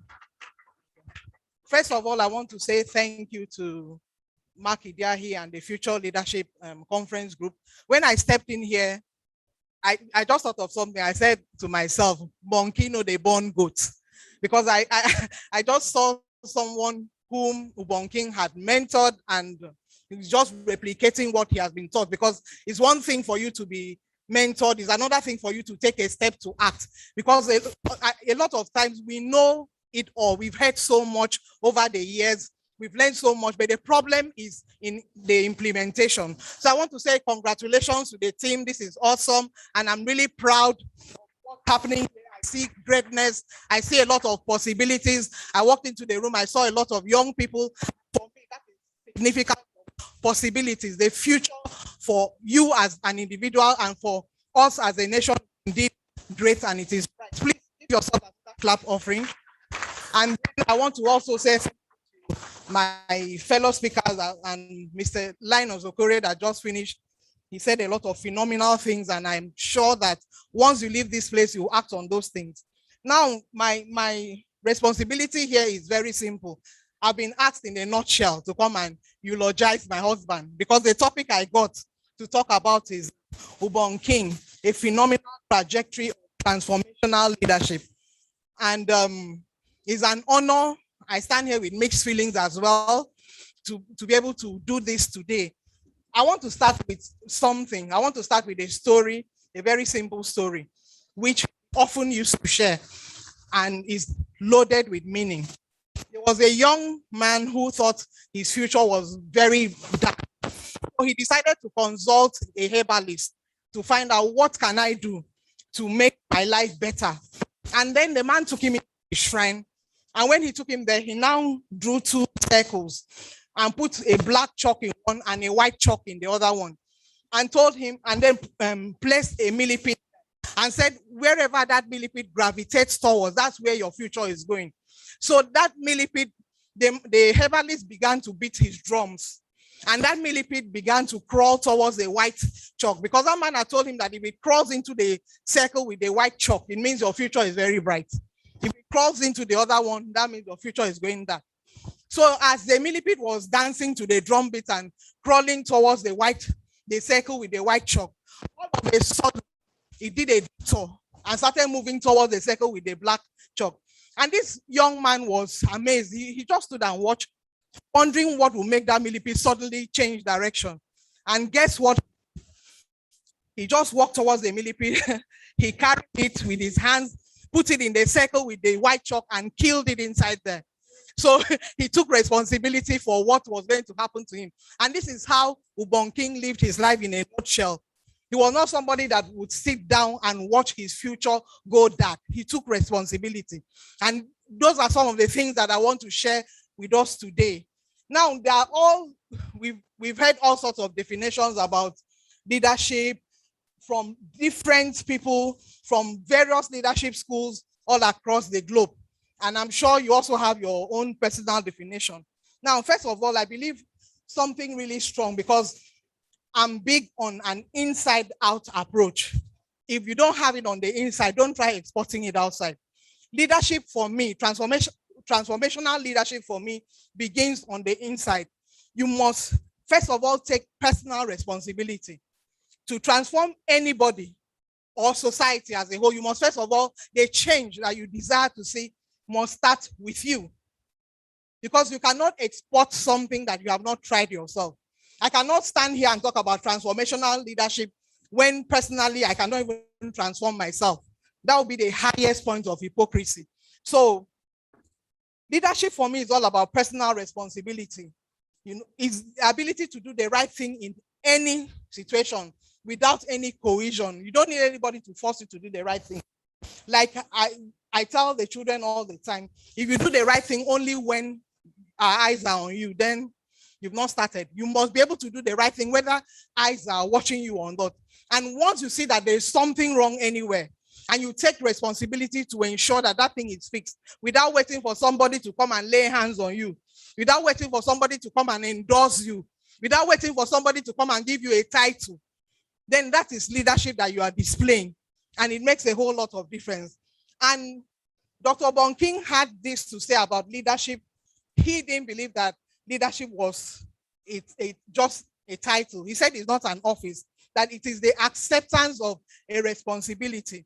And he often used the Rwandan example and the Dubai examples as case studies each time he got up to speak about leadership. You know, after that horrible genocide that happened in Rwanda, it just took them about 25 years to transform that country into an economic hub that everybody's talking about today. And then let's look at the Dubai example, a desert that was transformed. Everybody now wants to go to Dubai as a holiday destination. What happened there? It was leadership. Leadership happened to them. Now I will narrate an incident that occurred several years ago, which further cemented my thoughts on leadership being a responsibility. Now, my late husband and I served in the same church many, many years back. We're in the same unit in church. He was head of the protocol unit, and I was the assistant. And like, we would often argue about it. If you watch any video online, he will say that I was eyeing him, which is the opposite of what happened actually. So, so something happened. As head of protocol unit, we came to church one day, and that unit was disbanded. The pastor just announced that the unit had been disbanded. No reason was given. And he quietly, because he would always stand at a particular position, he quietly went and he sat down. And then the following Sunday, we came to church. And when I came to church, I saw him, the cars needed to be parked because there was nobody to take responsibility for that.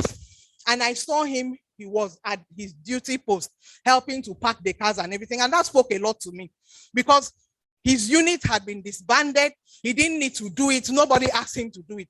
But he took personal responsibility to ensure that the cars were parked in an orderly manner so that there was no disorder. And I would say that those are some of the little things that helped me to make up my mind quickly when he asked me to marry him. Because I saw somebody who took personal responsibility to do the right thing without waiting to be applauded for it. So Ubonke's leadership style was not a clone of other leaders. And that's why he stood out. When he had a faith encounter, it marked a turning point experience, because if you listen to him, he will quote a lot of scriptures and he will tell you that God was his senior partner in the business. So he was somebody who was unashamed of his faith.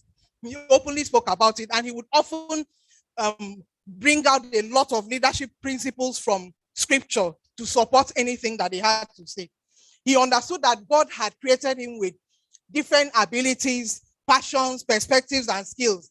And he understood that his bundle of potentials was specially packaged for the assignment that God had given to him. And this is what happens, because if you live in competition with another person, while you fail to discover what it is that is inside you already, that God wants you to develop, you're going to live a copycat life. So there's something inside you that you need to develop for yourself without looking at the other person. Yes, you can look back to get inspiration for the journey ahead, but you need to develop that thing that is inside you. And that was one thing that Ubonking did without any apologies. He developed that thing that God, he understood the packaging for the assignment that he had. And that is what made him stand out. Of course, he had mentors.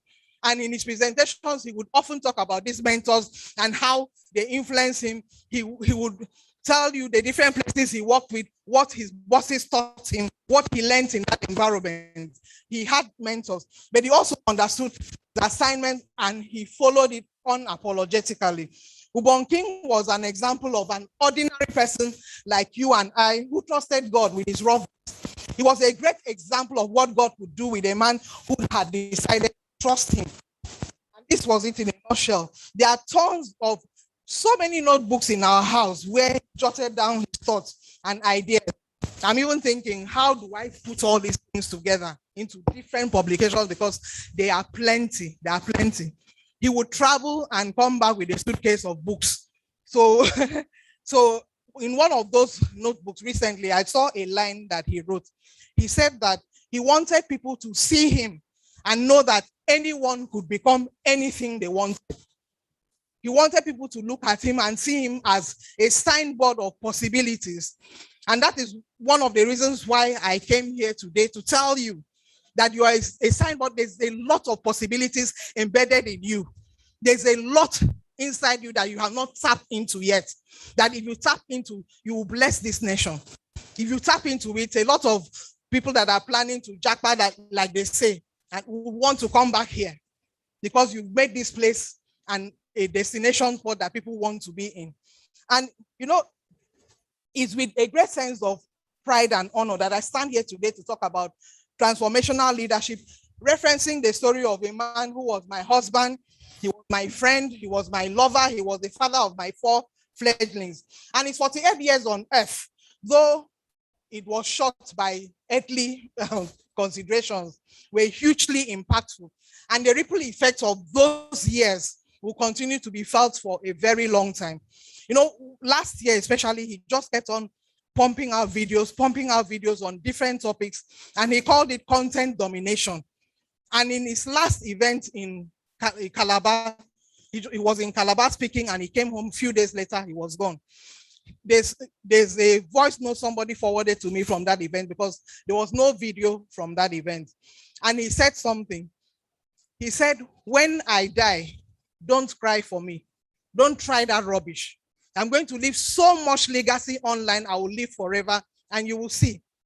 And from this line, I throw a question at you. If you're no more tomorrow, what impact, what legacy are you going to leave behind? You need to ask yourself and answer that question for yourself. So it was a mandate, and he did not take it lightly. And its spillover effect impacted those that God put in his path to lead, from the company that he birthed in our bedroom, Protection Plus Services Limited, which by the grace of God is still standing and standing strong. It takes a lot of visionary skills for a man to pass on, and his vision does not crumble. Next men have passed on and their vision went to the dust. The Rubon King's vision and legacy continues to live and live strong. So from that to the thousands of people all over that he influenced when he obeyed that divine call to resign from active youth empowerment through his motivational speaking, mentoring, and his coaching activities. It was born from years of experience in his sector as a businessman. And his reason for focusing on the youth was that if the youth were not weaned of a dependency mindset and an excuse-riddle mindset today, their bitterness with themselves will pose a threat to everyone tomorrow. And he was all about talking to people to win them off that dependency mindset, to win them off the excuses that we often give ourselves, because we have a lot of excuses. Nigeria is not working. Oh, my father did not send me to school. Oh, I did not go to Harvard. And we have all those excuses that we give ourselves. We give ourselves those excuses. But what he set out to do was to tell the young people, being those excuses, you can become what you want to become if you will apply yourself to study. I saw him night after night. He will sit down in the study in our bedroom and he will study. He did not spare himself. He will study, and the effects and the results were clear. So he believed that hunger was God's gift to man, because a hungry man will have to, because when you're hungry, you have to look for food. If you're not hungry, you can still manage. But when you're hungry, you will have to stand up and start looking for food to eat. So he believed that that hunger that you feel, that challenge, that pressure that you're feeling is supposed to drive you to go and find something to do. It's not supposed to make you sit down and start to complain. So in that sense, he said it's the gift of God to man. His paradigm-shattering approach was meant to show young people how to redirect that hunger for success in positive and legitimate ways, because he did not believe in cutting corners to win. He was a man of integrity. Ubonking was a walking example of the hungry youth who decided to channel that hunger productively by engaging his mind power to achieve positive results. He would often say this. He would say, and I quote him, "All my events have the same objective, to stir up their hunger and push them to do more for themselves, to change the dependency mindset many young people have, and push them to do more for themselves and accomplish more." This, in a nutshell, is what propelled his leadership. That quest for change, that desire to see change in the younger population, because that's where the future is. And in his own words, he would say that, "I'm a man that God helped." The Ubonking leadership story is a story of audacious and unstoppable faith. His leadership style could not be separated from his faith. There's no way I will talk about my husband today devolved of his faith in God, because that's what he lived and breathed. And those were where he got his principles for the things that he did.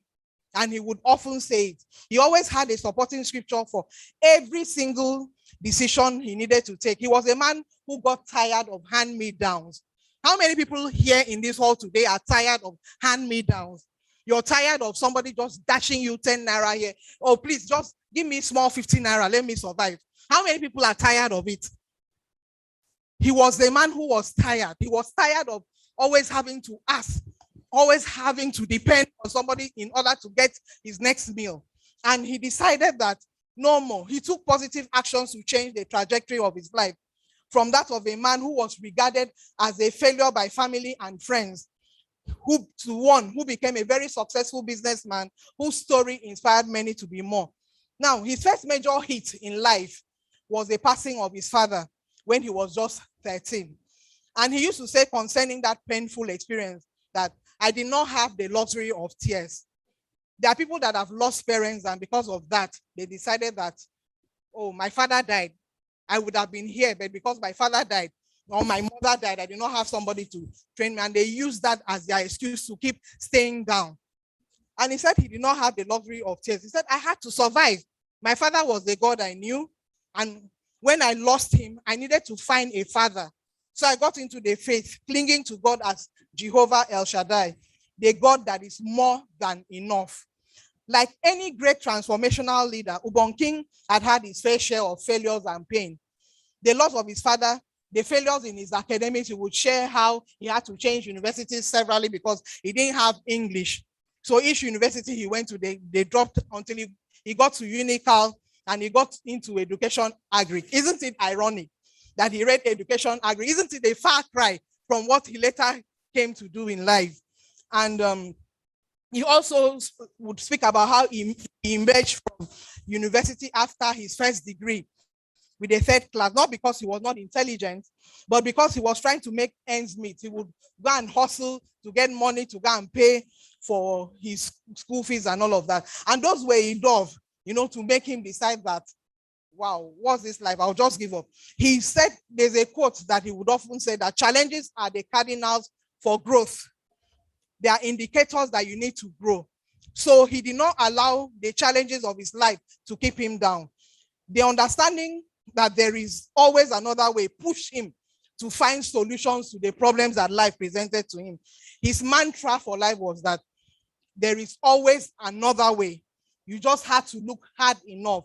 So I don't know what the challenge is that you're facing. I don't know what the pressures are, but there's always a legitimate way. If you think enough, what you have presently in your hand is enough to take you to the next level of where you desire to be. When he decided to step down from his company, because after a while he said God was asking him to step down to focus on motivational speaking and youth empowerment, coaching and mentorship. He said that God asked him to do it, and many people could not understand why he made that detour. And a lot of people felt he had made a mistake.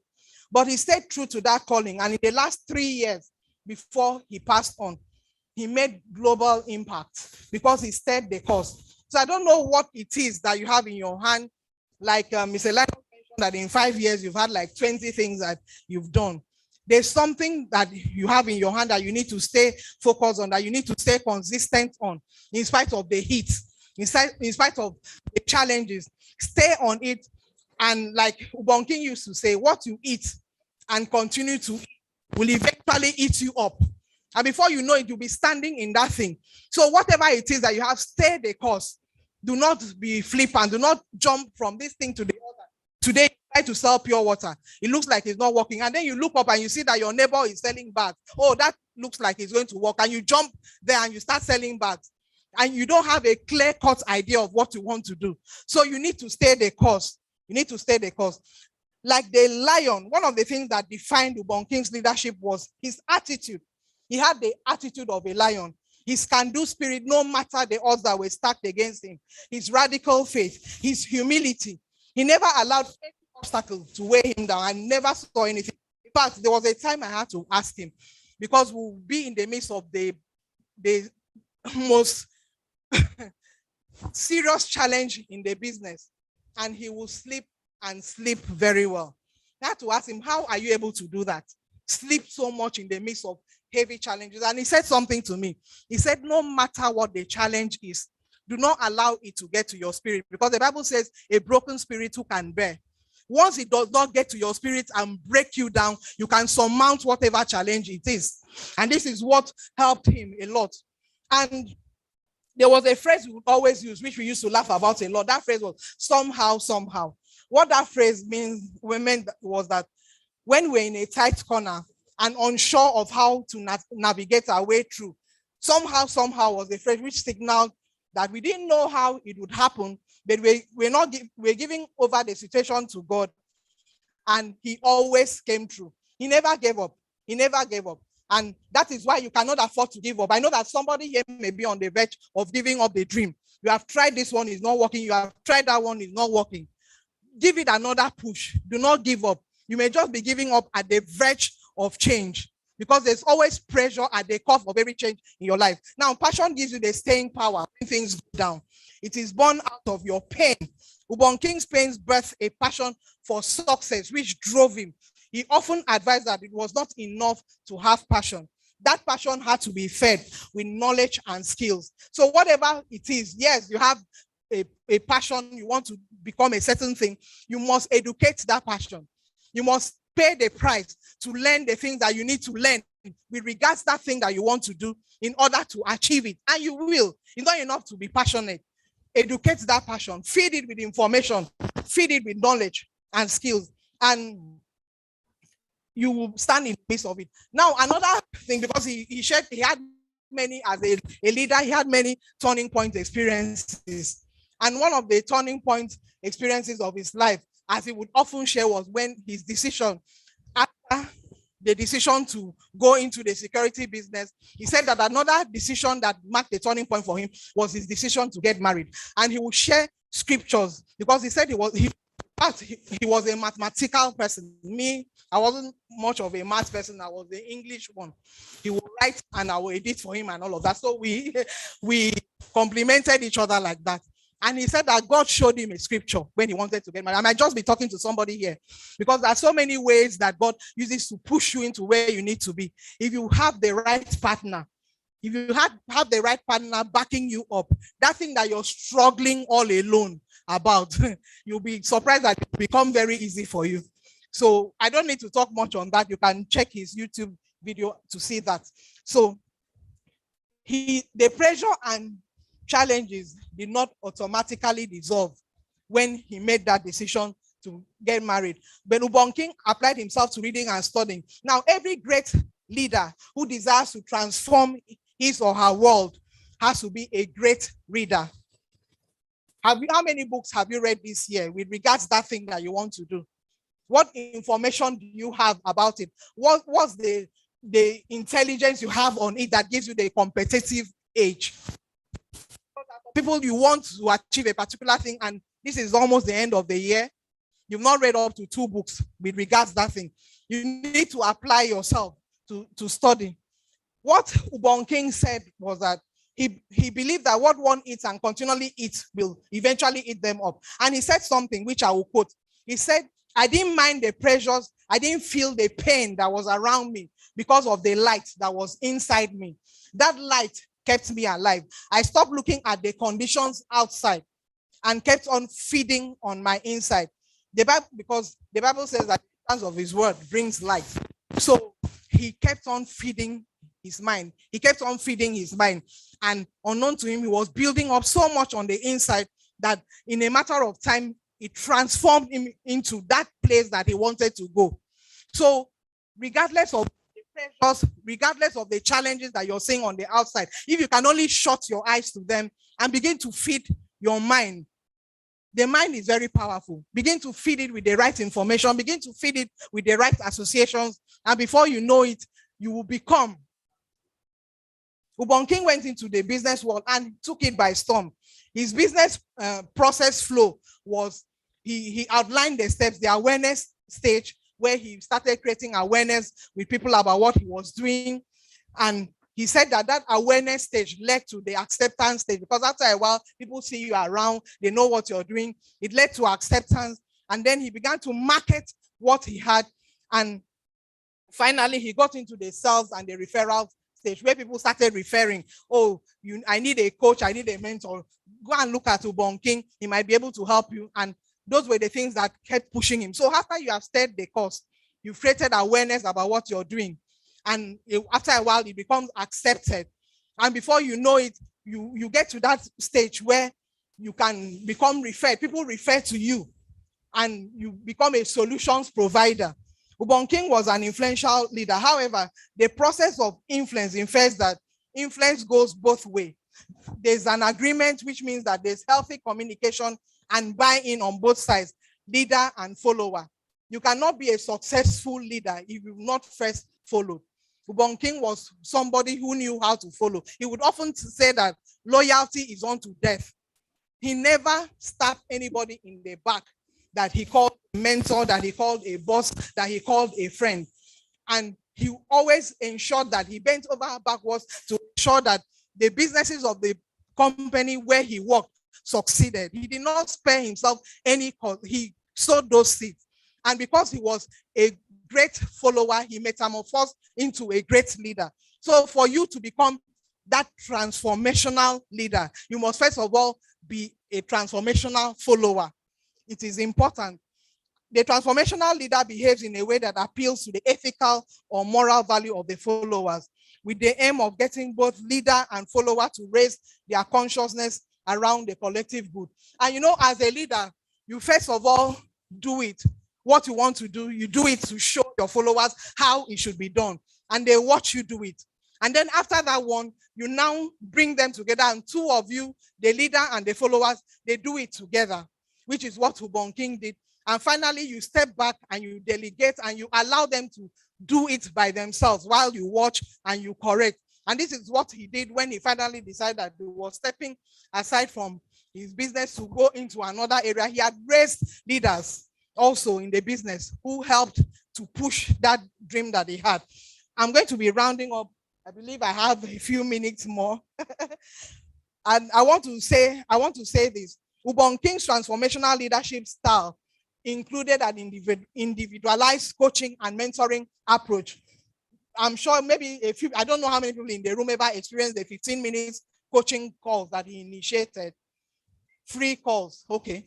He started doing that, and he simulated and challenged people's thinking. Now, his transformational leadership style was a model of integrity and fairness. He set clear goals, and he had high expectations for the people who were in his space, and he provided support and recognition for them, and he stirred up the emotions of the people, and he got people to look beyond their self-interest, and he inspired people to reach for that which was impossible. So his transformational approach to leadership inspired people to become. If you were down there thinking that I can never become anything in life, his approach inspired people. And if you thought, okay, I have all the excuses in the world, you would look at him and know that this is a man that had every excuse in the book, but he pushed on despite the odds. Now, he refused to be called the leading name, but he also acknowledged that he could not be ignored because he knew his onions in the industry. When you know your onions, when you have applied yourself, nobody can ignore you. Nobody can belittle you because they know that you know what you're talking about. And this was it for him. His onions, and he refused to compromise standards because he understood the long-term implications of cutting corners. He believed that business was not for the short term, but for the long term. So he was somebody who complied with all the regulations and did not cut corners to win. So in order for you to transform into an admirable person as you are growing, because as you study, you grow. In order for you to metamorphose, you must have the values, the ethical values, and understand that you should not cut corners to win. It is when you decide to cut corners to win that you find shortcuts. And the shortcut will cut short your life.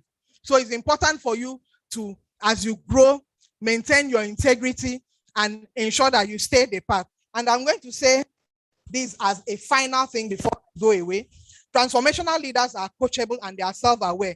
Ubon King taught a profound principle. He taught that when you know your enemy and you know yourself, you win 100% of the time.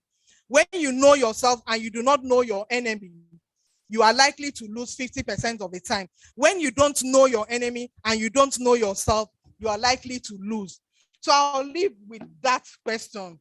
Do you know yourself? Are you self-aware?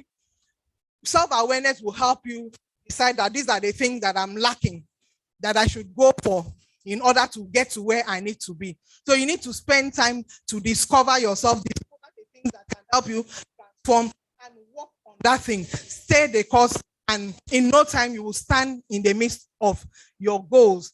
So today I'm happy to be talking to people who are going to metamorphose, who are on the way to becoming transformational leaders that will make this country a destination spot that the world will look at. I believe that Nigeria can be great, but it begins with you. It begins with the things that you're doing right now.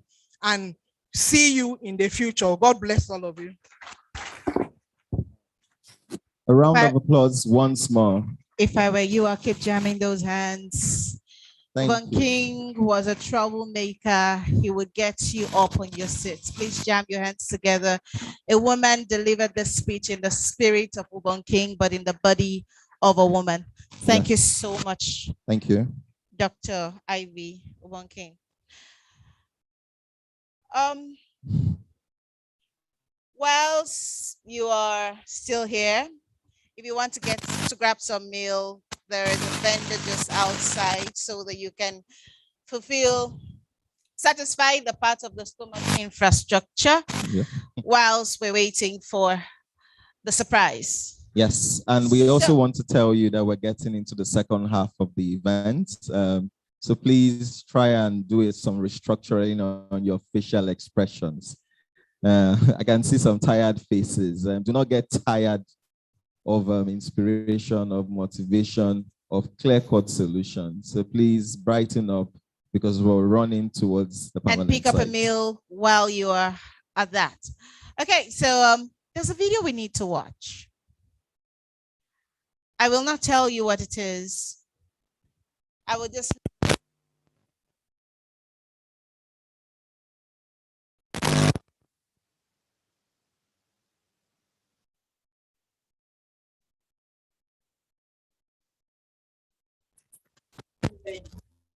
over to you.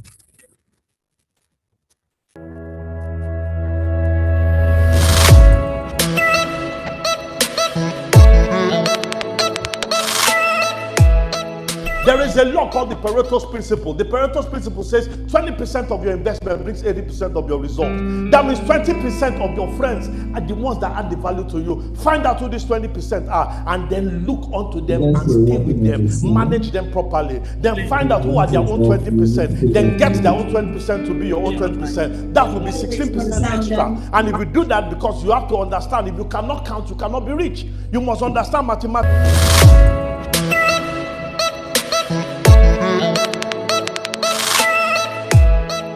There is a law called the Pareto's principle. The Pareto's principle says 20% of your investment brings 80% of your result. That means 20% of your friends are the ones that add the value to you. Find out who these 20% are and then look onto them and stay with them. Manage them properly. Then find out who are their own 20%. Then get their own 20% to be your own 20%. That would. Wow.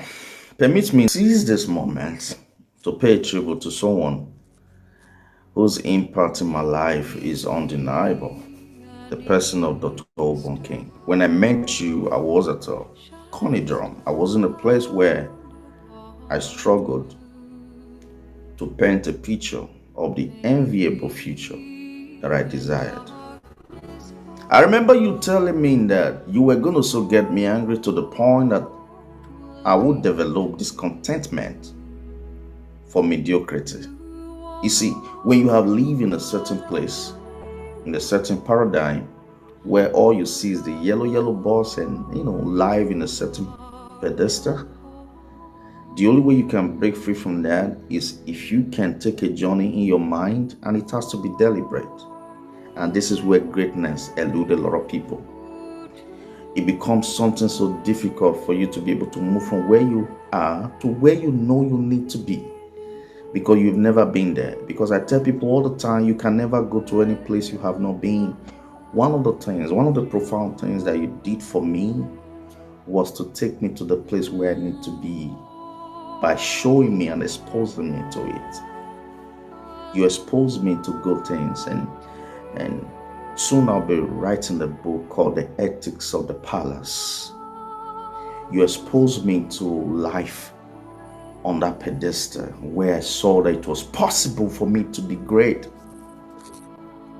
It was possible for me to be anything that I could be. It was possible. You see, many times you told me that loyalty was unto death. Yeah, it was one of those your quotes. But when we're together, maybe in the restaurants or someplace in the car, you will say that to me. I never really understood it until your passing. Then it dawned on me, you were trying to pass a message to me. I remember that night, the night that led to the morning, that morning of all morning, when I called you 5 a.m. in the morning. That was an unusual call because I know your routine. I know you said don't take calls in the morning or don't entertain calls in the morning because you will be into a whole lot of early morning mental massage and routine that you do to program and condition your day. But that day I was late. I got this nudge to call you on the phone, and I did. And I was shocked when you picked the call just like that. And you said to me, you called me at the right time. Now I was shocked. Anyway, you went on to say things like you're so proud of me. You said to me that you've been on my you've been on my Instagram page for the past 1 week, and you've been watching videos and just going through my pages, and you're proud of me that I was ready. What? I didn't understand that I was ready. You said quite a number of things, and which I may not be able to say here right now, but it became obvious after the news broke that you were transiting already. You knew your body may not have agreed with your spirit as at that time, but your spirit knew you were living this side of eternity. I just want to say thank you for living your life the way you did. Thank you for giving your best. Thank you for not holding back. You were in a hurry. You were in a hurry to accomplish all that God has designed for you to accomplish. You see, it reminds me of what someone said, that life is not in the duration, but in the donation. It is possible for you to live to be 90, 100 years and truly experience the fulfillment of living a life that is all about God and all about humanity. That was what you live for. You live for God and you live for humanity. And I just want to let you know that you will never be forgotten. Not on my watch, not on our watch. Because you were not just one of those people. Your impact is phenomenal. Thank you for being the kind of person, the values and everything that you uphold. See, most of the things that I learned from you were not what you said or written in the books. They were those things that I learned firsthand from you by virtue and the privilege of proximity, closeness, watching how you related with your wife and your children. We could be in the midst of a meeting and you check your time and it was time for you to pick up the children. Who does that? With all that you have going on, you still take a break from a meeting to go pick up the children because you said to us that family first. Wow. How you treated the security guard. I remember we'll go out together to a lot of places sometimes, and you would ask me to get money, good money together. And you will call the head of the security in the place and ask them, how many are you? And you will give them something substantial, some good money that will go around to everybody. Because you understand the role that a gatekeeper play in every place. You are a man of principles and values. Everything about you was with so much intentionality. My goodness, there will never be another troublemaker like you. There will never be another Ubon King like you. And you know what? Even though it is with mixed feelings that I do this, but I'm truly proud. I'm excited that God allowed me to cross paths with you. I'm really excited. You see, one of the things that I'm excited about is the very fact that when you were here, I didn't hesitate to celebrate you. I didn't hesitate to tell the whole world that you were such a great man. And even now, in your absence, just like you will say, loyalty is unto death. All right? So I just want to say thank you. I have to interrupt this whole program just to pay this tribute to you. Thank you for all that you represented. Thank you for the life that you lived. Thank you for making such an indelible impact in my life and in the life of so many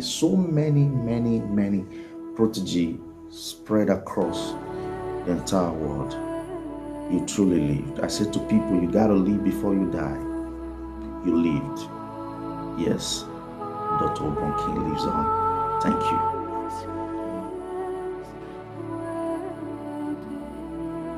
Say thank you for working for the life of the living as well. Just please jam your hands together. You could jam it harder. You could jam it harder and harder. And here's the convener of the Future Leadership Conference to. Thank you. All right. Wow. It's very difficult to this thing now. But yes, it may be done.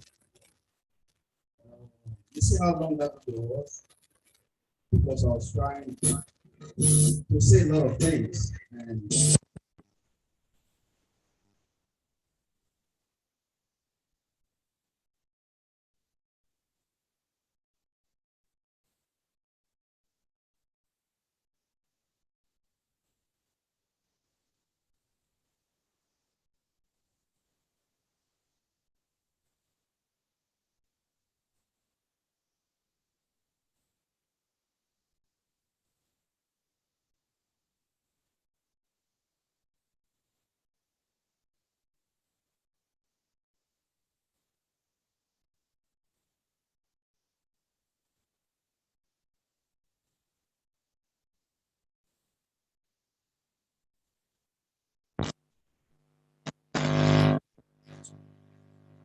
Thank you. In recognition of his selfless, I show that.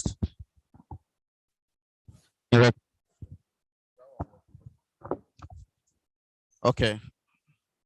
The media.